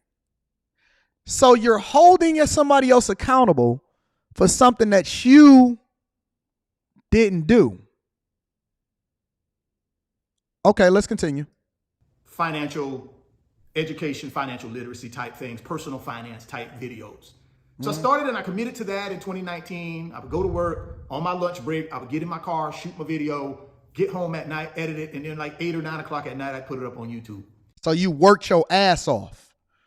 So you created content right after you got off of work. You went to your car, you hustled, grind, and you worked till 9 o'clock at night. So he was in the office at 8, and all the way till 9 o'clock at night, you was busting your ass because you seen the opportunity that came along with content creation.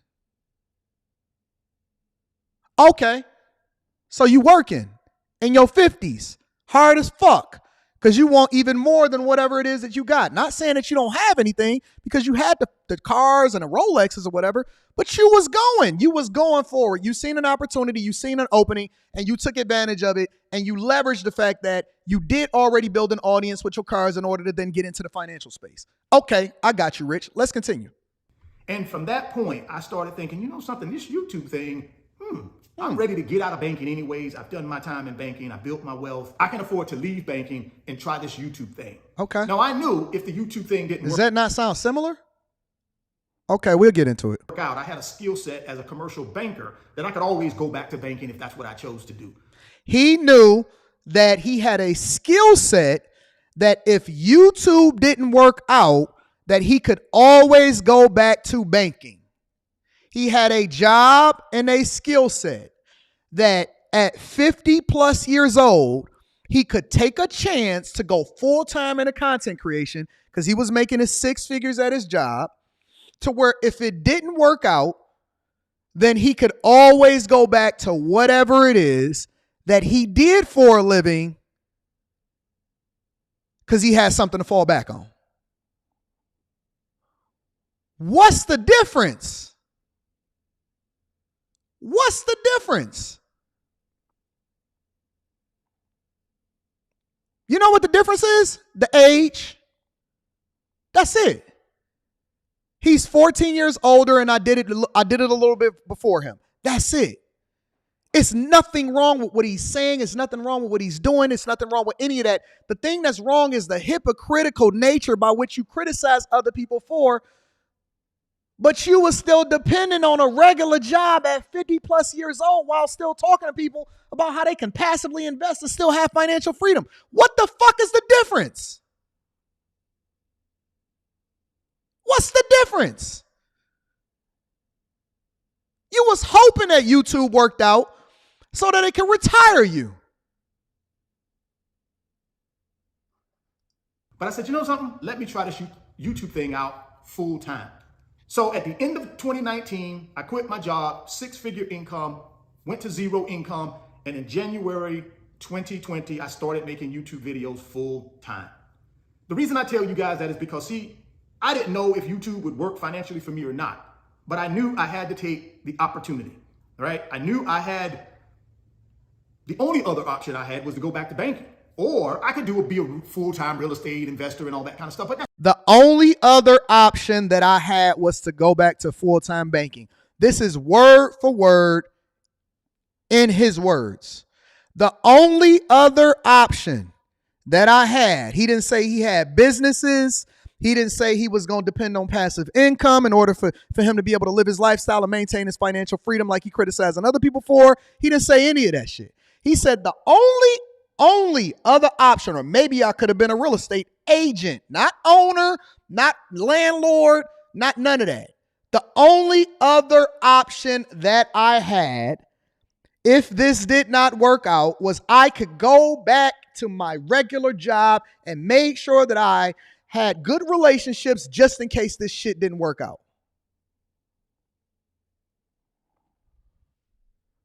Hypocritical much? In his words, not mine's, in his words.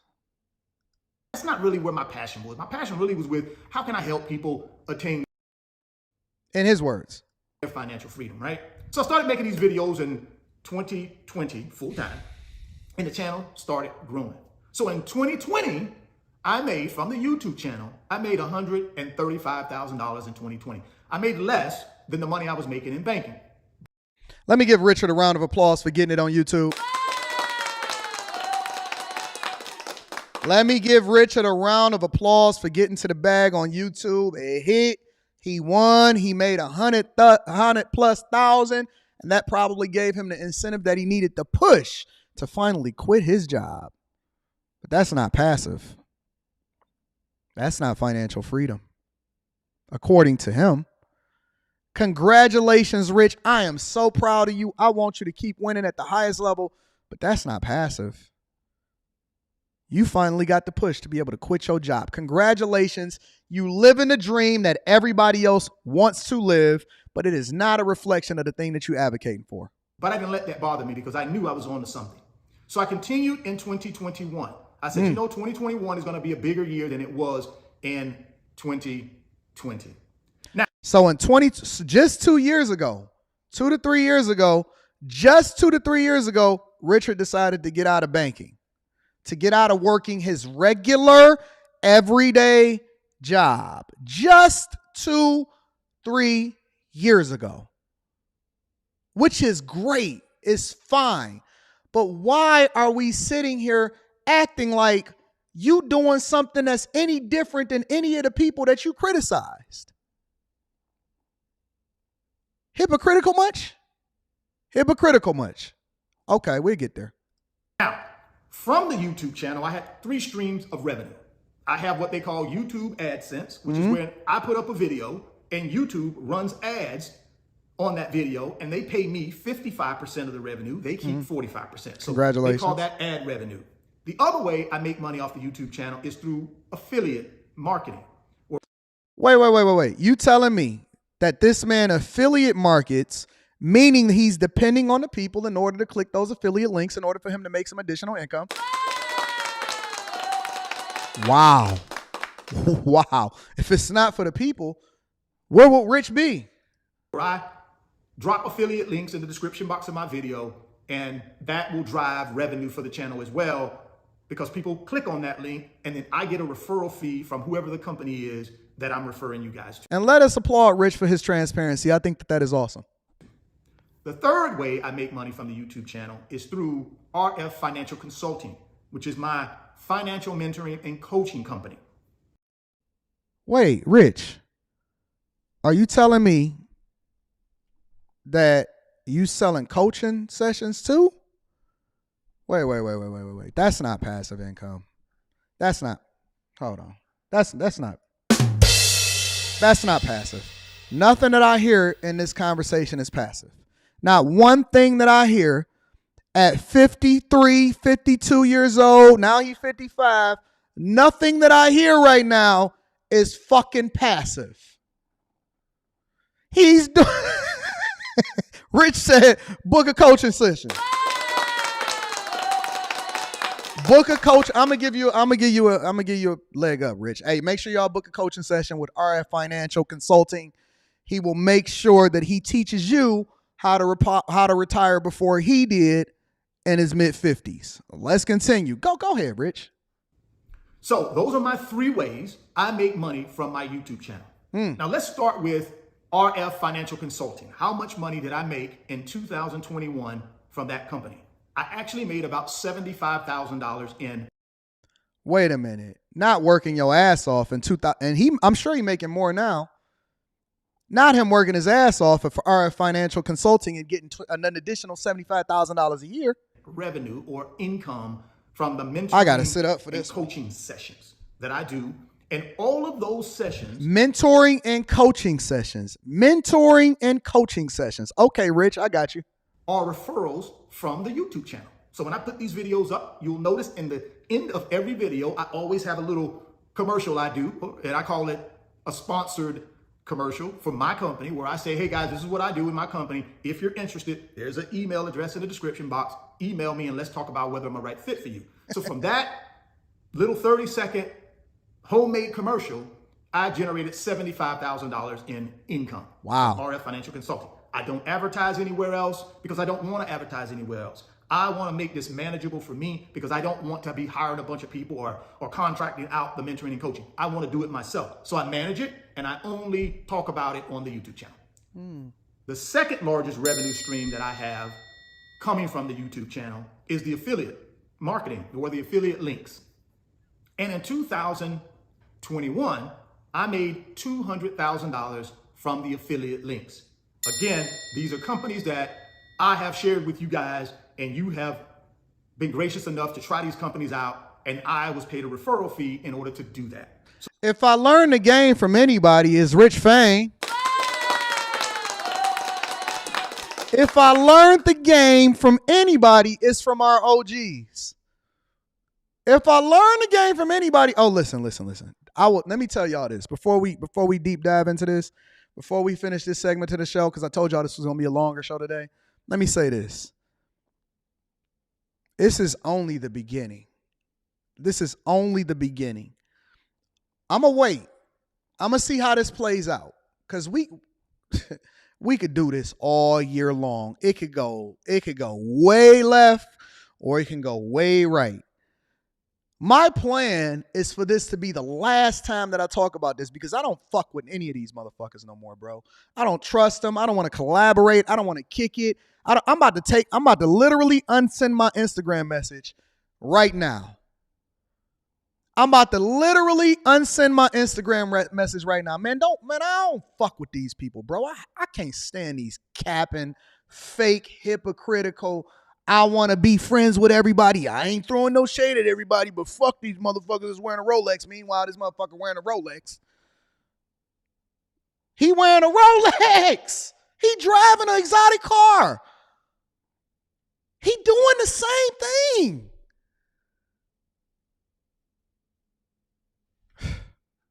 So that's the second revenue source that I generate from the YouTube channel. Now, the biggest revenue source I generate from the YouTube channel is the ad revenue that's generated by working his ass off, or the ads that YouTube working his ass off that you guys watch.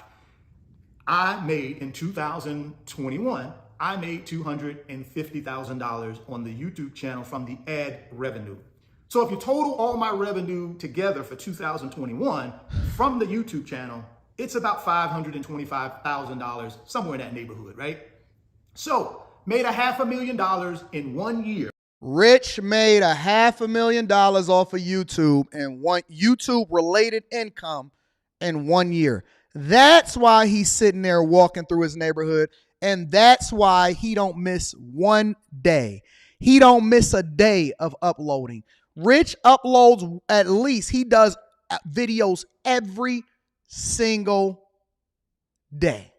He don't miss ever, which is a good thing. And I preach and teach consistency, but if it's not the pot calling the kettle black, I don't know what is. On the YouTube channel, which was more than what I made in the NFL in 3 years, right? Because I made about $425 in the NFL in my 3 short years there, and I made over $500,000 nice, Rich. on the YouTube channel. Nice. Now, I know some of you analytical guys are going to say, hey, you didn't adjust that for the cost of living, and you know, you played in 1991 through 1993, so if you adjust that for the cost of living for 2021, it would be more. Probably you're right. I'm gonna read I'm gonna read the super chats of the people that support me right after this. So I'm not gonna spend time trying to run all those numbers. If you want to, fine. I just wanted to show you the power of taking a skill. Thank you, Rich. Like information, and then sharing it with people, helping people solve problems, and you can make a pretty dang on good living. Now, $500,000 is probably not a lot of money to you guys. Some of you guys is probably a lot of money. But here's the deal. I made that type of money working about 10 to 15 hours a week. I control all of my time. No, you don't. See, I don't have to trade a lot of time to make money. Then that's not, you control your time, but that's not passive. That's active. Remember, Rich? According to your definition, that's active income. I trade 10 to 15 hours a week, and I made $500,000. And I control my own time. I control my own financial destiny, right? So what I'm telling you is if you have a skill set and you feel like, I want to make some money with it, think about this YouTube thing, man. Yeah. Now, it ain't for everybody. I get it. Think about this YouTube thing, man. But I didn't think it was for me either. Okay. Until I tried. Yeah. Until I made a commitment to stick and you to retired it. off and of it too. Worked out for me. I think 2022 is going to even be bigger for me, guys. 2022 is going to be a bigger year for him. Because in 2022, I'm going to be doing some real sponsorships with companies. And I'm going to get these financial courses out. I know I've been talking about that. Not courses. Oh, snap. So wait.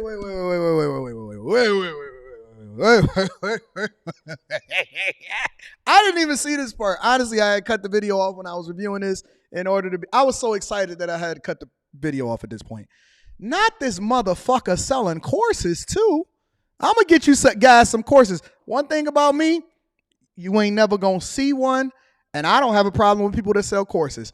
But God damn it, Rich, I can't believe it. I can't believe it. This motherfucker is trying to take the Jay Morrison course, and this motherfucker is developing courses. He's developing courses, but he's sitting here. I can't. Yo, the hypocritical nature in these people is insane. Insane, y'all. Come on, man. Come on, man. Is this y'all hero? This is what y'all want to do. This is the path we want to go down. Okay, let's continue. That since 2021 and did not make the move. But this year in 2022, I will be adding the financial courses, and I will be doing some larger sponsorships with companies, right? So that's going to add another couple of revenue streams to the YouTube revenue in 2022. Drop me some comments. Let me know what you think about me making more on YouTube in 1 year than I made in my 3 years in the NFL. If you haven't gotten those 2 free stocks from Webull, click on that link down in the description box. Open up your new Webull account today, put 1 penny in it, get you 2 free stocks valued up to $3,300. Check this out. This is the last thing that I'm gonna share for today. I'm gonna hold all of my other ammunition and I'm gonna set that aside for a little bit, right? Because I don't want no problems. I'm never going to personally criticize him. This is Richard Fain 5 months ago, ladies and gentlemen, with his new house. This is Richard Fain 5 months ago with his new house. I'm going to fast forward to a specific part in it because it's something I just want to show y'all. I just want to highlight one thing, y'all. What's up, guys? One part of this I want to highlight. Let me see if I can get to it.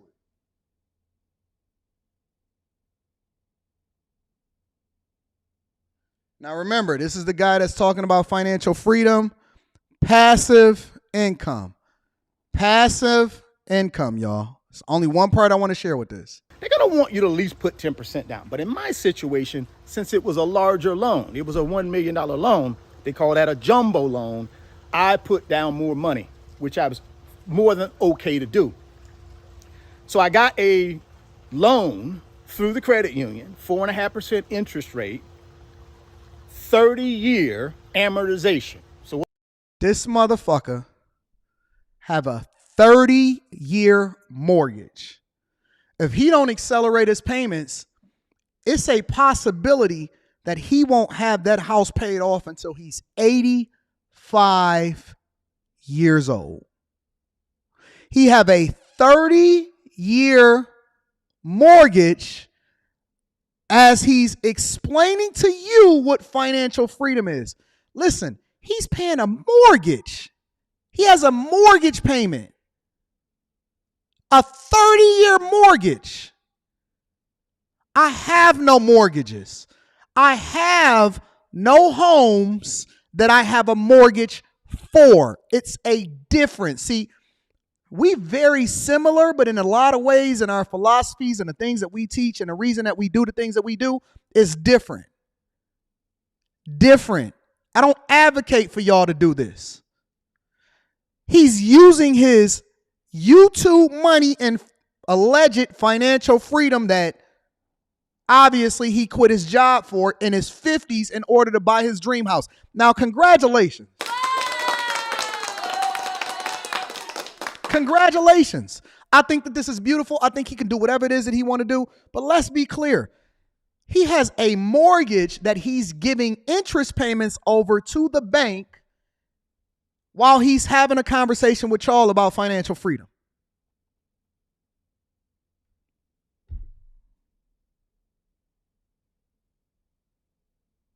Make it make sense. But he wants me to convince you guys not to shoot for wealth. Not to shoot for wealth. He don't own that home. The bank owns his home. He has equity into that property. Depending on what the market is saying, he does not own the home. The bank owns the home. He pays a mortgage like every other motherfucking citizen. That's a fact. That's a fact. That is the same thing that these banks continue to preach to you. Why they continue to tell you about good credit? Because it's the gamification that then allows for you to continue to take on debt to make the banks rich. What I preach is circling money within your community and lowering your lifestyle so that you can then increase your assets, which is similar but not the same that Rich preaches, in order to build wealth, and then you hand that down over into your descendants. I don't teach what he teaches. I live it. I live it. I don't even just tell you how much I make. I show you my bank accounts. I show you my W-2s. I show you my brokerage accounts. I show you what it is that I get from YouTube. I don't play no games. And so then let me play a little bit more. What does that mean? That means my payment is based on a 30-year loan at 4.5% fixed, even though my loan is not fixed at 4.5% for 30 years, but that's my loan term and that's my amortization. So that's what my payment is based on.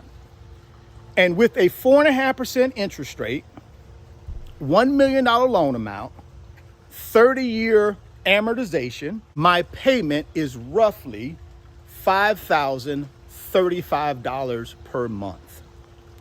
So I'm paying over $5,000 principal and interest. In my loan, my taxes and my insurance are not escrowed. And the reason they're not escrowed is because I put more than 20% down on the purchase of this property. And I also told my lender I did not want escrows. He told his lender, I don't teach lenders. I don't teach being a borrower. I don't teach being a borrower. That's a fact. If you have to borrow, that's cool. Did he get his dream house? Awesome. Did he do anything wrong as a result of it? Absolutely not. I'm just telling you that it's hypocritical for him to sit here and have a conversation about financial freedom and then to ignore what it is that we're preaching about wealth as though it's a bad thing. Don't be a hypocrite. Don't be a hypocrite. You see this? I'm going to use this as the cover photo for this when I clip it up. I'm going to use this as a cover photo. This scene right here, I'm using it as a cover photo for when I clip this up. Leave me the fuck alone. Don't start doing this passive aggressive bullshit Don't tempt me. Don't test me. Don't keep talking to your audience about me. Leave me out of your conversations unless you want it to go. Because listen, I'm going to meet you with whatever energy that you have. You started this conversation. I'm not trying to stop you. I don't want you to lose. I want you to get all of the money, make everything that you can on YouTube, continue to live your life of whatever it is that you identify that financial freedom is. But make your motherfucking videos and stay out of my way, man. Make your motherfucking videos and stay out of my way, man. Don't sit here and talk that junk to me, man, because I don't got no respect for y'all. I don't have no respect for you, bro. At all. I don't care nothing about what y'all talking about. I think that the OGs of yesteryear continue to be hypocrites and they fell in the community. And I don't care nothing about y'all, bro. Listen, I tried being friends. I tried being nice. I tried to say people, Rich is a good guy. He just got bad timing and all of this other type of stuff. Now you feeling some type of way? Cool. Get that hoe up out of you, bro. Real talk. Get that hoe up out of you. Get that femininity, that female nature up out of you. Don't get mad because a dude is coming up behind you. I celebrate my guy. You ain't never seen me. When I see the Steph's codes and when we talk on the phone or whatever, and I say, bro, you younger than me, you getting it faster than me, you gonna be way bigger than me. I celebrate people, bro. I don't care nothing about no handout. Ain't nobody got no hand. I ain't worried about that. I celebrate the younger people. I celebrate when they winning. I don't try to prevent them or try to tear them down or nothing like that. We just, when I see another dude that's doing the same thing or it's in the same lane as me, man, I got mines. I'm winning. Why would I try to prevent you from being successful or tell people to hate? Man, come on, man. That passive aggressive bullshit, that's weak. That's that whole energy, bro. Get that up out of you, fam. Let me play a little bit more and then we're going to go over to the next thing. Some people need escrows because with escrows, they take a little bit of money each month for your taxes and your insurance, and then the lender pays those items for you on a yearly basis. I didn't need help with that. And since I'm a seasoned borrower and I'm credit worthy,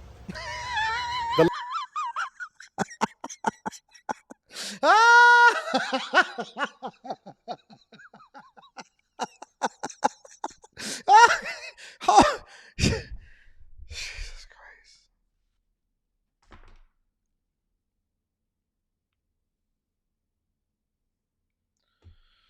Oh, man. Come on, bro. the lender was fine with waiving that requirement for me. And I was cool with that. Now, my taxes and my insurance and my HOA fees are going to total about $2,300 per month. So if you add my principal and interest, which is $5,035 roughly, and you add my taxes, insurance, and HOA, that's another $2,300 per month. So total, altogether, I'm in that little bit under $7,400 per month, all in principal, interest, taxes, insurance, HOA.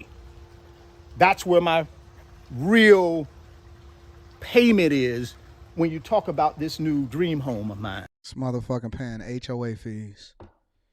Man, I'm done with this guy. I'm done. Your OGs, they want you to do okay under them, but they just don't want you to do better than them. They feel some type of way when you start to be successful too. When I push my people and I say, hey, let's work fucking hard. Let's get to it. Let's run it up. Let's get this bag. Work hard. Let me put a cap on this like this. Let me bless y'all like this, all right? If you take the method that Rich is giving you and you work your ass off till you 70, you might have what he would define as financial freedom.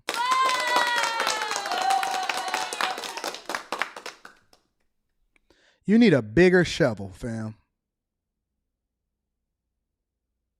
You need a bigger shovel. You not gonna make $60,000 a year and then achieve some level of passive fucking income by being able to save your way up to $3 million. You need a bigger shovel. You need a better skill set. You need investment, insight. You need to be doing all of the things and hitting on every single cylinder because the world is competing against you and you're not going to get there. You got kids. You got bills, inflation, rent is going up. You can't even keep up with the rate of inflation. You got to pay for food every fucking day. You got to fucking make sure that you fund your 401k. And that's $23,000, $22,500, $23,000 a year next year going up. You got to continue to get a different skill set in order to not be outdated because AI and all of this other type of stuff. Man, I'm going to be for real with you, bro. You can't get there the way that he's telling you to get there. That's the truth. You can't get there by making $60,000, $75,000, $80,000 a year and thinking that you're just going to get there. You not. You got to do a multiple different things in order to really be able to make it. And you're going to have to stay down for an extended period of time like that motherfucker did, like I did, in order to really be able to get there. That's the truth. You're going to have to make the sacrifice, lower your standard of living, prevent yourself from continuing to borrow. Don't get no credit cards. Don't do the things that's the worst for you. Don't have no self-inflicted wounds. Make as much money as you can. Prevent yourself from having to take out loans, student loans, go into the right STEM fields. Make an informed decision. Invest in yourself. Don't make sure that you don't get finessed by any women and all of this other types. So there's a lifestyle that comes along with this. There's so many different factors that come along with it. But I'm going to just tell you, you saving $5,000, $10,000 in order to invest in your business or your passive income ain't gonna get it. That's a fact, though. Do it. And then tell me in 30 years whether or not you can afford your mortgage that you're still paying for at 55 years old. No, you're going to have to make more money. You're going to have to hustle. You're going to have to grind. And so I live it. I'm a reflection of it. Yes, I retired at 37 years old. Yes, I was able to walk away from corporate America, but I decided that I didn't want that anymore because there was more for me to have. There was more to me to give. I wanted even more money. I wanted even more income. I wanted to make even more investments. I started looking at it based off of what is your net worth and how does that translate into you being able to fund other people's businesses and add value into their life and then travel over into their location and then coach them up and all of this other type of stuff. Man, let me be for real with you, bro. You need a bigger bag, flat out. And no, I don't get donations. I get motherfuckers that hold me down. You ain't never heard me ask for a Cash App. You ain't never heard me ask for a super chat. And the value that you get as a result of continuing to rock with me, including the fact that I fly to your cities and I fund my people's businesses, that's not a donation. That's people seeing value in the information that I give them every day for free. And then they decide that they want to contribute over into the platform on their own being. Ain't never asked for a Patreon, a super chat out of just anything. Just, hey, just support me just because you want to make sure you support. I add value into you first. And then I say, if this is something that you want to continue to do, then go over here and join the Bag Chasers. I ain't never asked for a super chat ever in my life.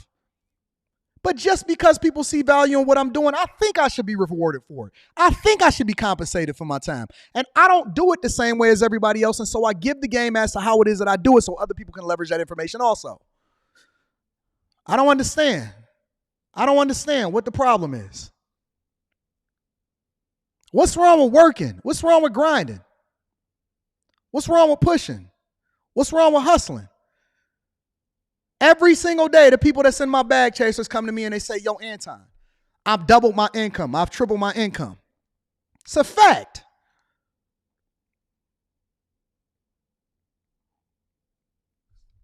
Let me get these dusty motherfuckers up out of here. Ball on your mama head, bitch.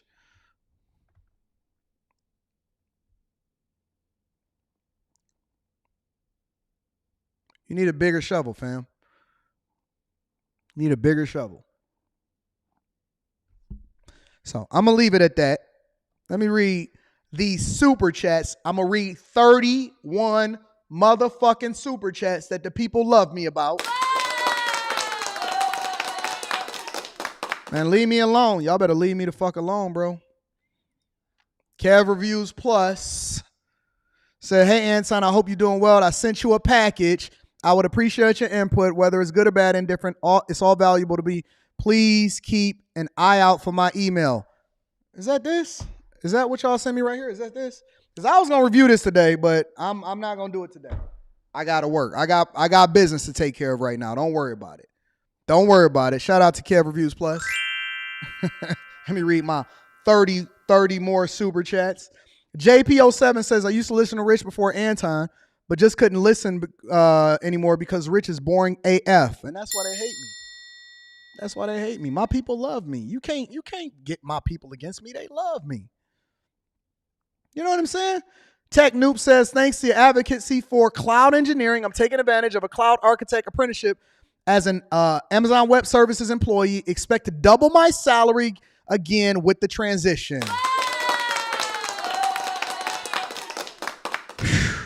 Anton out here adding value into people's lives.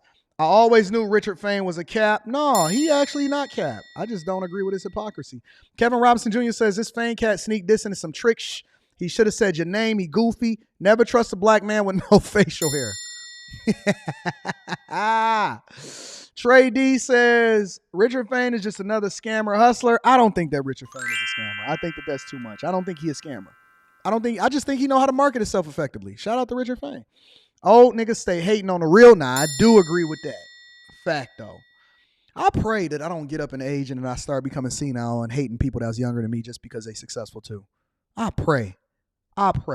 What up, Khalil says, Fain talking ish about being on YouTube while on YouTube. Fain is a hater. I said it, not you. Or not you said it, not me. Yeah, why are we attacking characters? Fain is setting himself up for an L due for not doing his own research on people. Cause man, let me be quiet. Torrance B says Uncle Richard sounded real salty right now. Chris Moore is in the building with the one ball. I appreciate you, Chris. Thank you, my friend.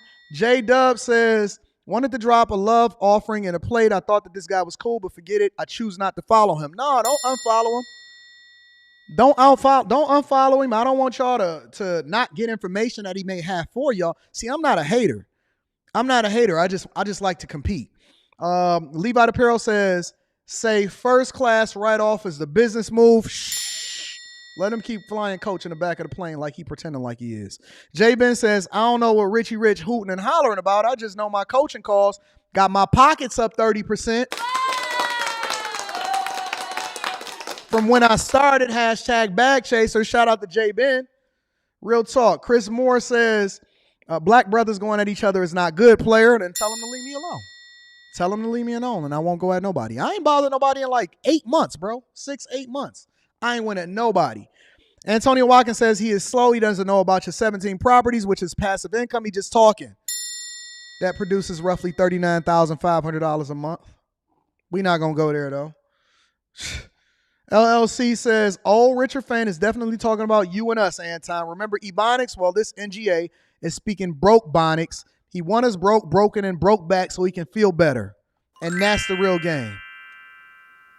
That's the real game. DM says, OG's been lying for years and mad when you surpass them. They are the reason why you got this craziness now, especially in your own family.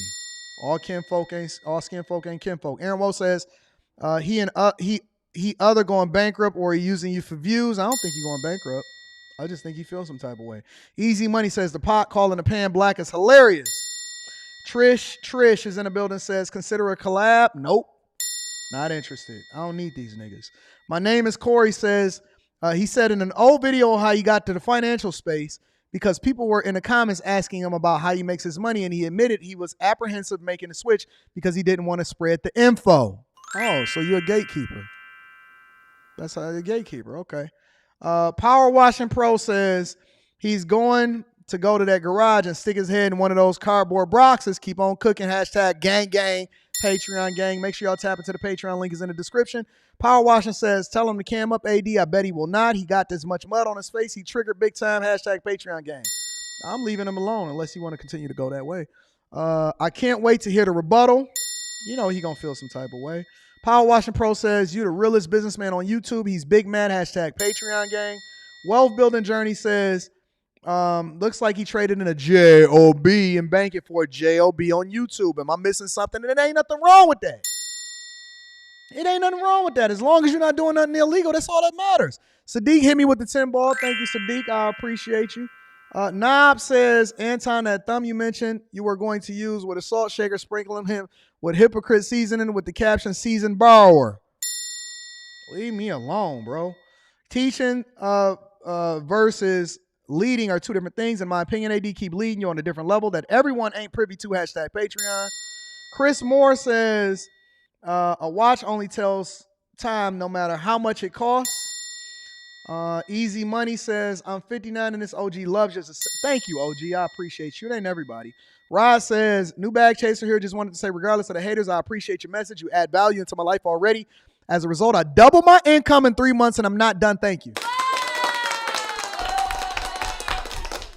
They don't want me to give you the game, and they don't want me to make no money either. We gonna continue with the show. So, in a space of working hard, I'm not done. This is going to be a long show today. Whoopi Goldberg was on The View. Give me 20 more minutes. I'll be done. Whoopi Goldberg was on.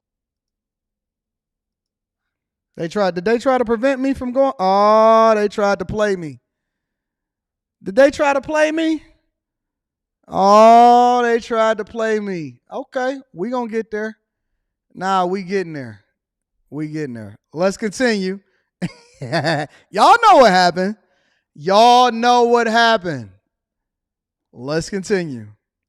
Apparently, millennials and Gen Z have a much different view of the American dream than past generations. Data shows that soaring inflation, student debt, and limited room for advancement in the workplace has made them feel that milestones like affording a home, starting a family, excelling within the corporate structure are out of reach.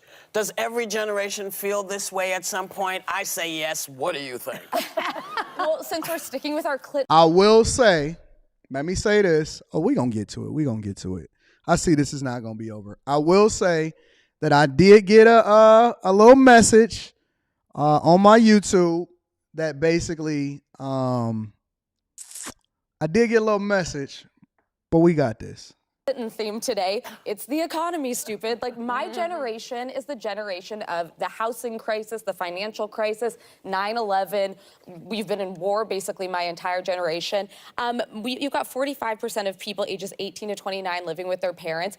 Our American dream's different. Doesn't mean other struggles didn't matter, but on the having kids specifically, I get it. Most of my friends, if they're not, married by a certain age, they're not owning homes at the same rate, and you don't want to have kids if you don't feel like you can provide that. My one piece of advice, though, to millennials who are holding off having kids because of the finances, if you're in a position, which is also expensive, consider freezing your eggs because you could change that position later and want to. How many women are actually out here freezing their eggs is what I'm really trying to figure out.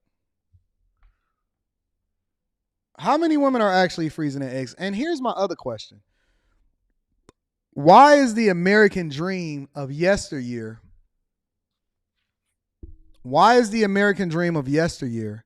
the same as the dream of today? We're supposed to learn from our mistakes and make some adjustments. Why are we still doing the same thing that we did in yesteryear? I've learned from some of the things that my parents said and did. And God, I'm going to read those super chats shortly. I've learned from a lot of the things that my parents said and did. And it largely came off of new information and understanding how to do things differently. I never wanted to finance a home for 30 years. I didn't want to live in the suburbs. When we lived in the city and then we moved out to the suburbs, and then I decided that I wanted to get back into the city. That was always my dream. I remember the HOA fee. Like, there's a lot of things, only having one child. It's a lot of people that when we were coming up, grandmama and grandpapa and mama and daddy, they had 15 children. My grandmother had 13, on my mother's side alone, had 13 children. I don't want to live that life. I know people that don't even want children, and they decide that they just want to kind of live the nomad life. They want to live, work, and play in all the same area. They want to keep all of their money for themselves. I don't have no problem with that. Why are people today, the Gen Zers, even the millennials, still using the same standards of yesteryear to determine how they are supposed to go ahead and live their life. We supposed to learn and evolve and then live differently based off of new information. I don't get that. I don't understand that. Too. But no, it's hard. It is a very real struggle out there. I think it's refreshing to see people enter parenthood so soberly, because I think for generations since the beginning of time, people get married, they just have babies because they're supposed to, and this is what we do. And then you see people like gay couples who fight so hard just to love a baby. Every conversation, they always throw that in there. Every conversation, it's always an agenda. Every conversation, they always got to advocate for something that we didn't even ask them to talk about. We talking about having a hard time with adjusting to what we identified as the American dream from yesteryear. They always got to throw something extra in there that ain't got nothing to do with whatever it is that we talking about. What do gay couples wanting to have a baby and being so sober as to the realities of the world have to do with anything? As a matter of fact, I read a stat the other day, and I don't know how true it is, but I read a stat the other day that basically said gay couples are, no, it didn't say gay couples. It said lesbians. Lesbians specifically have a divorce rate of roughly 75%. Now, when we take that into consideration, should they also be raising children, considering that children raised out of a two-parent household are much less likely to be successful, much more likely to go to jail, much more likely to need therapy, much more likely to be interdependent on somebody else in order for them to feel good about themselves? Should that be a thing? Right? Like, let's throw the whole context in there. But I don't even know why they got to add this in there in the first place. It doesn't make any sense. And every day people are having kids that some are beaten and like not taken care of. And so to have a generation that says, I don't know if I can give them the life they deserve, I don't know if I'm capable of being a whole person in doing this, I say bravo, because it is not a slight undertaking. That was my takeaway. I mean, you know, who are these women? Do y'all know all these women? The only person that I know here is Whoopi, but let me continue. Generation, I mean, you got married, you tried to get a house, and you had kids. And this seems to be very intentional. They're thinking about it. And I agree with you, though. Those millennials are brilliant. Your eggs start turning to dust. Brilliant? That's a stretch. And so you have to be careful. And so if you're a young person and you have any kind of chance of freezing your eggs, which wasn't available to me when I was, you know, your age, I think that you got to at least preserve the opportunity, because you may change your mind. I'm sorry. I you know. She said one kid is enough. Yeah, well, but you know, listen, every generation comes and wants to do better than their parents did. Every generation. But I'm sorry, if you only want to work 4 hours, it's going to be harder for you to get a house. Wait a minute. Not her saying the exact same opposite thing of whatever it is that Richard Fain is saying. You telling me that hard work is one of the things that you need to have, in addition to the consistency, in addition to the information of what you need to invest in addition to being very, very careful not to have any self-inflicted wounds and debt and all of this stuff. You telling me that hard work is a thing that you're supposed to be getting into? Oh, man, I'm using this. I'm clipping this up right here. This cover photo right here is what I'm going to use to clip this up. Let me rewind it. I got to get the full context of what she's saying. I'm sorry. She said one kid is enough. Yeah, well, but you know, listen, every generation comes and wants to do better than their parents did. Every generation. But I'm sorry, if you only want to work 4 hours, it's going to be harder for you to get a house. Oh, and don't mention 4 days. No, but you know, I feel for everybody that feels this, but I'm sorry. We busted our behinds. We had to bust our behinds because we didn't have the option of going back. Y'all gave us the housing crisis, though. But listen, we had all kinds of stuff. No, it's true. But the one thing I'd say is millennials are statistically the first generation that's likely to do worse off than their parents. That's a you know what? That's what they said to us as well. Every generation is told you're going to do worse than your parents, and you know what? People pick it up and they do what they do, and they raise themselves, and this is what you got to do. It's called being a good citizen. And I 100% agree with her. I 100% agree with it. Hard work, good intention, and consistency beats talent 100% of the time. And what I see today is people are more talented, they faster, they stronger, They have more access than they've ever had before, but they do more complaining than ever. People are better off than they ever have been in history as far as the level of access that they have to information, being able to source resources, jobs. You can literally work more than one job at the same time, depending on what field that you're in. And somebody said Whoopi is a feminist Democrat. Very well so, but that don't mean that you may not necessarily agree with her politics, but that don't mean that you don't agree with her work ethic. You can't hate on the fact that she's been grinding and getting it and been running up the bag, and she got the mentality that comes along with what success is supposed to be like in the first place. See, I'm able to remove how I feel about somebody in one particular space in order to source information in another one. And Whoopi Goldberg is a hustler. She went and got it. She don't make any excuses. She is unapologetic in her success, and I'm with that. I have no problem with people being successful, but you got to earn it. You got to go get it. You got to make sure that you're running that bag up. You cannot be over here running in the victim Olympics and then blaming somebody else for your problems, talking about, oh my God, it's inflation. And it's always been inflation since you've been born, since I've been born. And that's not going to stop me from being successful. And I'm not going to depend on anybody else in order to make sure that I'm successful. I'm going to get a mentor. I'm going to put myself in the right group of people. I'm going to network effectively. I'm going to have a work ethic. I'm going to leverage my 24 hours successfully instead of playing video games every day. And I'm going to go and get it. And if you think that somebody is going to hand something to you, if you think that,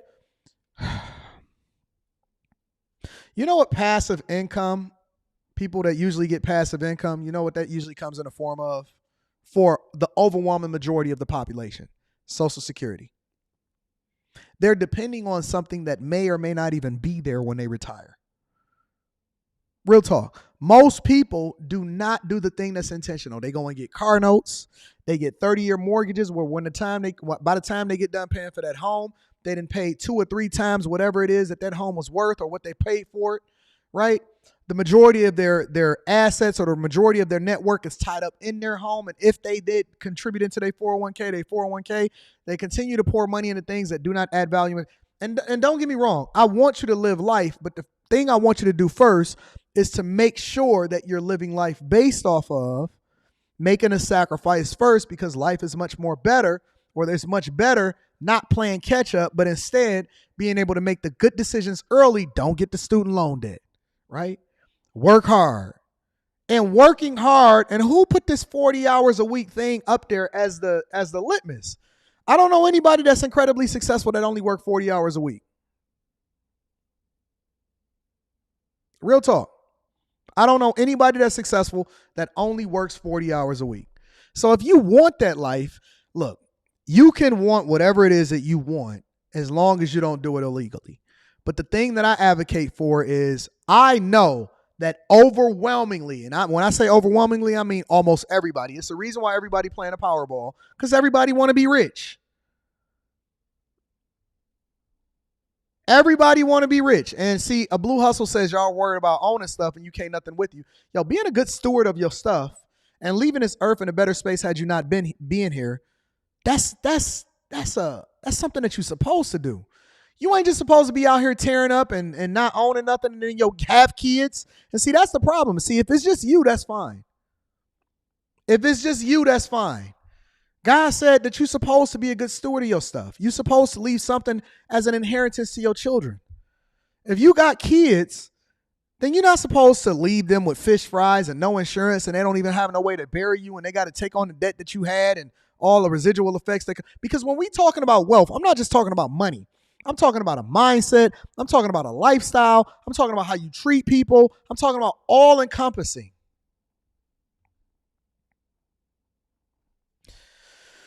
Let me get over to this last thing, and then I'm going to read super chats right after that. I want to talk about remote work.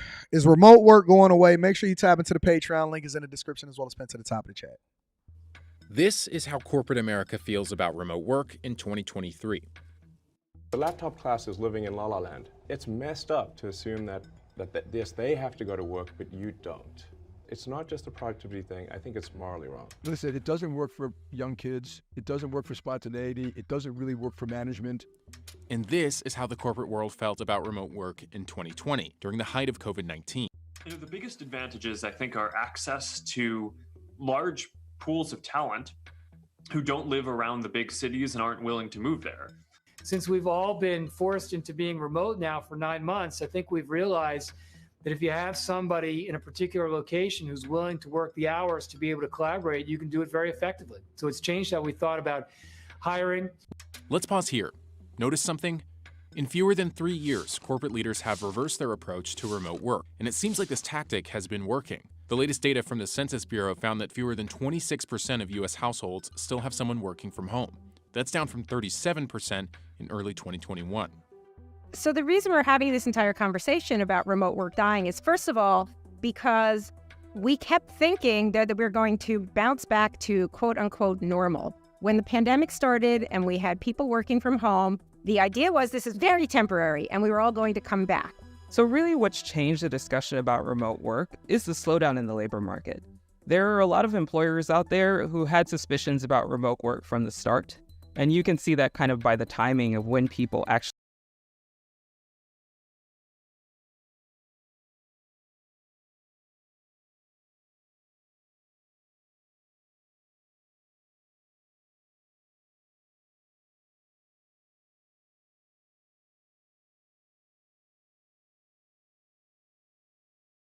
The idea was this is very temporary and we were all going to come back. So really what's changed the discussion about remote work is the slowdown in the labor market. There are a lot of employers out there who had suspicions about remote work from the start. Thank God I was muted. Thank God I was muted, because the zest is real talk. You see how God work in mysterious ways? I rewinded that for a reason. Oh, God, look at God working in mysterious ways. Oh, my God. Yo, God got my back. God got my back. I ain't got nothing negative to say. I was talking reckless. I was crazy. I've been in that mode today for some reason. I don't know. Carried over into Sunday, and then Sunday going into this. God be looking out for me. He said, Anton, let me mute you by mistake. I made a mistake and hit the mute button. I didn't even do it on purpose, obviously. Yo, it's crazy out in these streets. Look at the senior economist, Corey Kentega from LinkedIn, giving us investment advice about remote work. All right, let me. Yeah. Come on, Corey. Yeah, Bitcoin Brown, God be gotten, don't he? God be gotten. Good God Almighty. Hot Candy, I'm sorry. I know that you want me to be a better steward of my platform, and so God be looking out for me. Ain't he good? Ain't he good? And you can see that kind of by the timing of when people actually went to being remote during the start of the pandemic. So the concerns that employers had about remote work were present all during the Great Reshuffle, but they didn't really have much of a choice. But with the emergency orders expiring for the pandemic this year, now they can actually start to bring people back and address some of those concerns that they might have about productivity.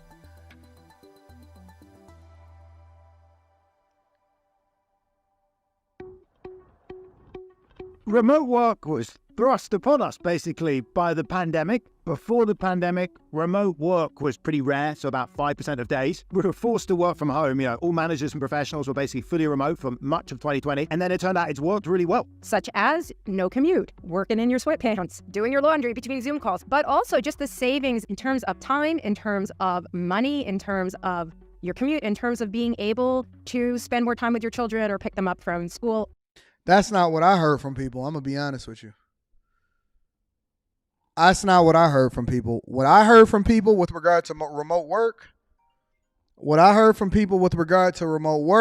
was it was a miserable. Maybe it was just the guys. Let me say that.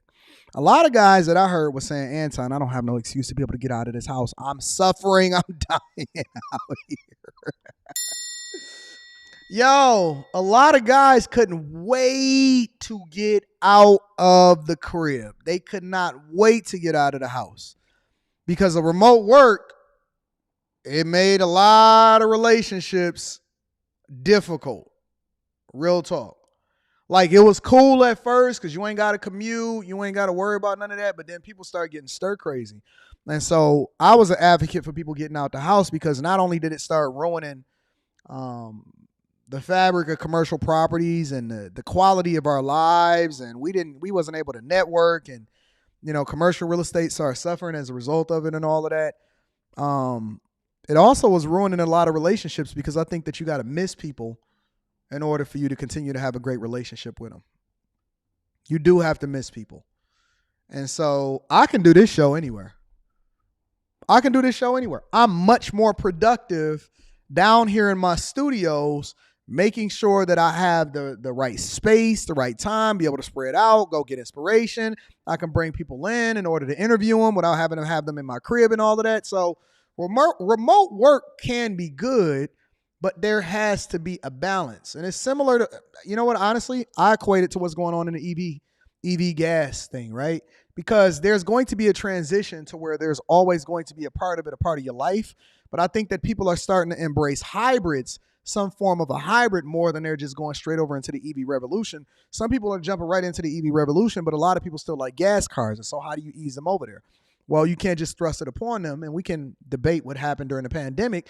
But in reality, I've seen a lot of people suffering as a result of it because they truly didn't. Now, what they did do was they started to spend more money than they needed to, and they moved further away from their job. And then when their job said, yo, I want you to come back into the office, they was complaining about it because they had to go back, figure out a way to get back to the office. The job said, we didn't tell you to move. We didn't tell you to move to another state. We didn't tell you to move to another location. Remote work was never a part of our long-term goal. It was a possibility. It was what you did for the last 2 to 3 years, but we didn't tell you to move. And so when they tried to get back, right, or they bought more house than they could afford. And I also seen during that time, people were spending a lot of money paying $200,000 and $300,000. Well, not I didn't see that specifically. I heard about it. I seen people paying over $100,000 and $150,000 over asking price, bidding up these properties because money was cheap and people were looking to all get properties at the same time and inventory was low. So it's not all good. It's always a yin and a yang that comes along with that. People quickly found ways to be productive, to continue communications together, and to keep collaborating together in whatever tools they could invest in to support that work and that teamwork. As the world slowly started to open up, corporate America began to change its tune on remote work, so much so that some firms now even threaten to fire their employees if they don't show up at work. Zoom, the company this is, now throwing in the towel on fully remote work. Even Zoom, the video conferencing company that helped make the remote work boom happen in the first place, is also taking a hard line on return to office. It's an abrupt shift from last year when it suggested a majority of its employees would work a hybrid schedule with just 2% working in person full time. So some of the pushback remote work is driven by concerns about productivity. There have been some experimental studies that show that there's some productivity impact potentially from remote work. But those studies are also experiments, right? I don't even know how you really measure that, right? Because I know people, well, really what all it really proved was that it's not that productivity increased. It was that productivity didn't increase. You wasn't doing nothing when you was at work anyway. That's the truth. Productivity did not increase. It's just that when you got home, half of y'all still couldn't make y'all meetings in the morning, and all you had to do was go from one room over to the other or to open up your laptop. Productivity did not increase. All they proved was that you wasn't as productive when you was in the office and you was messing around because it only took you 2 hours what you was getting paid 8 hours to do. And so what people started to do is they leveraged that productivity or the lack thereof, and they started doing more than one job at the same time. That's the truth. So when you see these statistics or these measurables, and they're using that to justify, hey, we should stay remote working or whatever like that, it could also work against you because it's not actually in truth. And so those that could take advantage of it or should have taken advantage of it, they did. And then other people just continue to chill out, slow motion, have a good time, leverage it, go out, move further out, all of this other type of stuff. A lot of people just use it to travel, work in a different space, right? So it just depends. It depends on the context, but I do think that, and I've largely seen there be a return back to work from most people, and then even the freeways are starting to be full again. Once the kids start going back to school and they start going in, you knew it was over for remote work. So remote work is not going away. For a lot of people, it's still going to be there, but they are still trying to force people to come back into the office. Cities are incentivizing companies to do so also because the commercial real estate market is in turmoil. And if you ever want to see the health of an economy, the commercial real estate market is one of the driving economic factors and forces that then show you exactly what's happening within that city. Inflation was going out of control because of a lot of factors that was self-inflicted wounds. But even me, right? At one point, I was even being incentivized to come into the office. And I said, no, sirree, that's not happening. That's not happening. You know, I took a position, and people actually laughed at me about it, but it's like free money. It's like free money. Because it allows me to continue to still be just as productive that I was before I took another position, because they made me an offer that I couldn't refuse. And that largely came from networking and somebody tapping in and saying, Anton, I want you to come and see what we're doing. I worked with you before. Hopefully you can add value into what we got going on. That person has since left the company and went over into another opportunity, but I'm still holding on because I don't want to go any further up because I would have to be more visible as far as the organization that I'm a part of. So yeah, man, remote work is here to stay, but it's going to be completely different. And for most people, they won't have access to it. Even people that I coach, they said, Anton, every position that they have available out here or that these recruiters are offering me is some form of a hybrid position.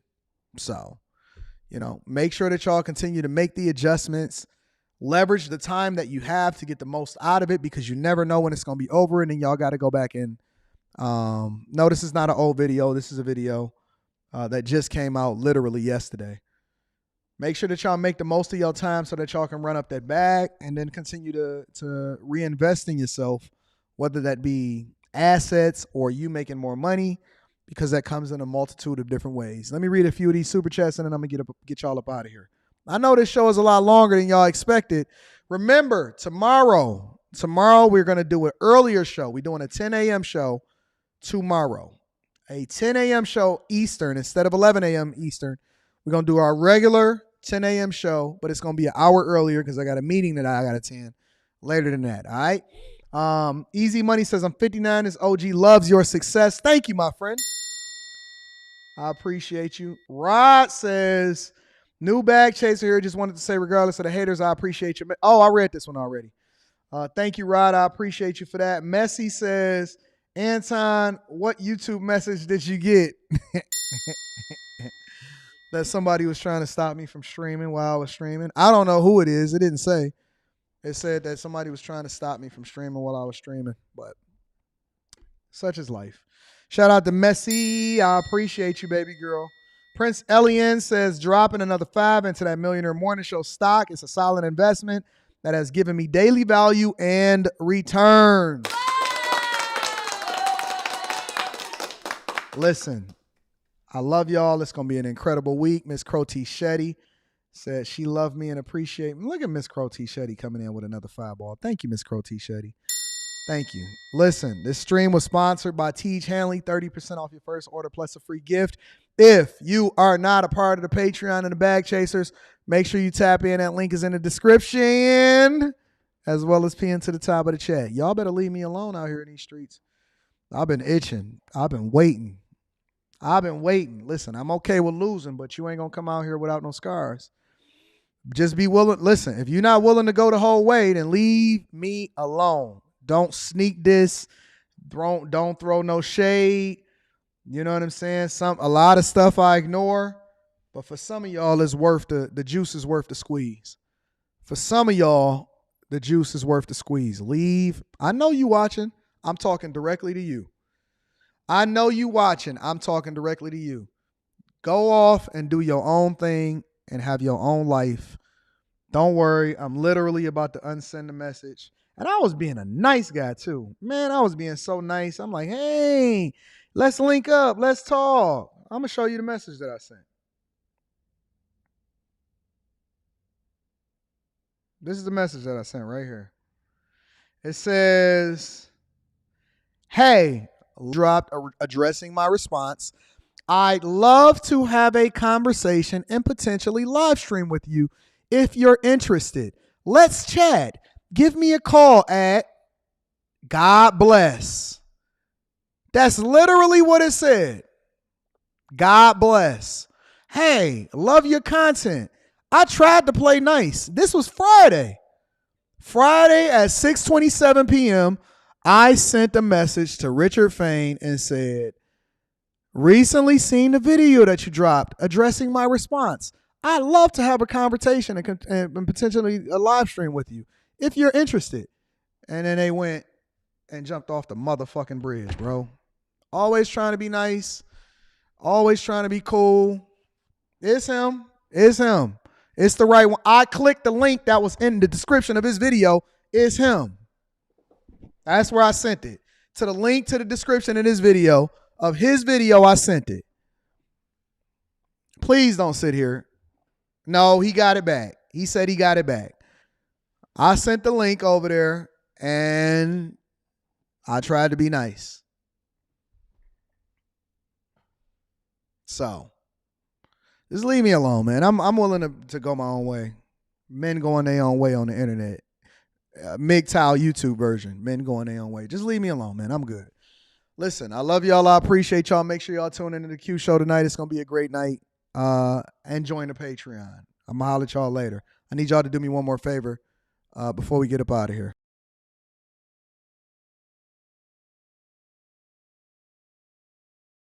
Make sure you share this with your family and friends. We don't want to be successful by ourselves. I love you. I appreciate you. I'm going to holler at y'all later. Peace, man.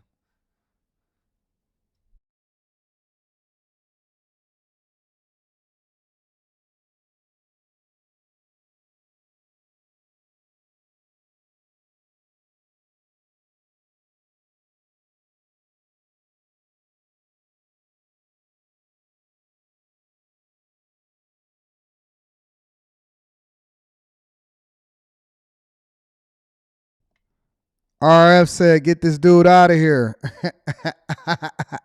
Shout out to Messi. I see you.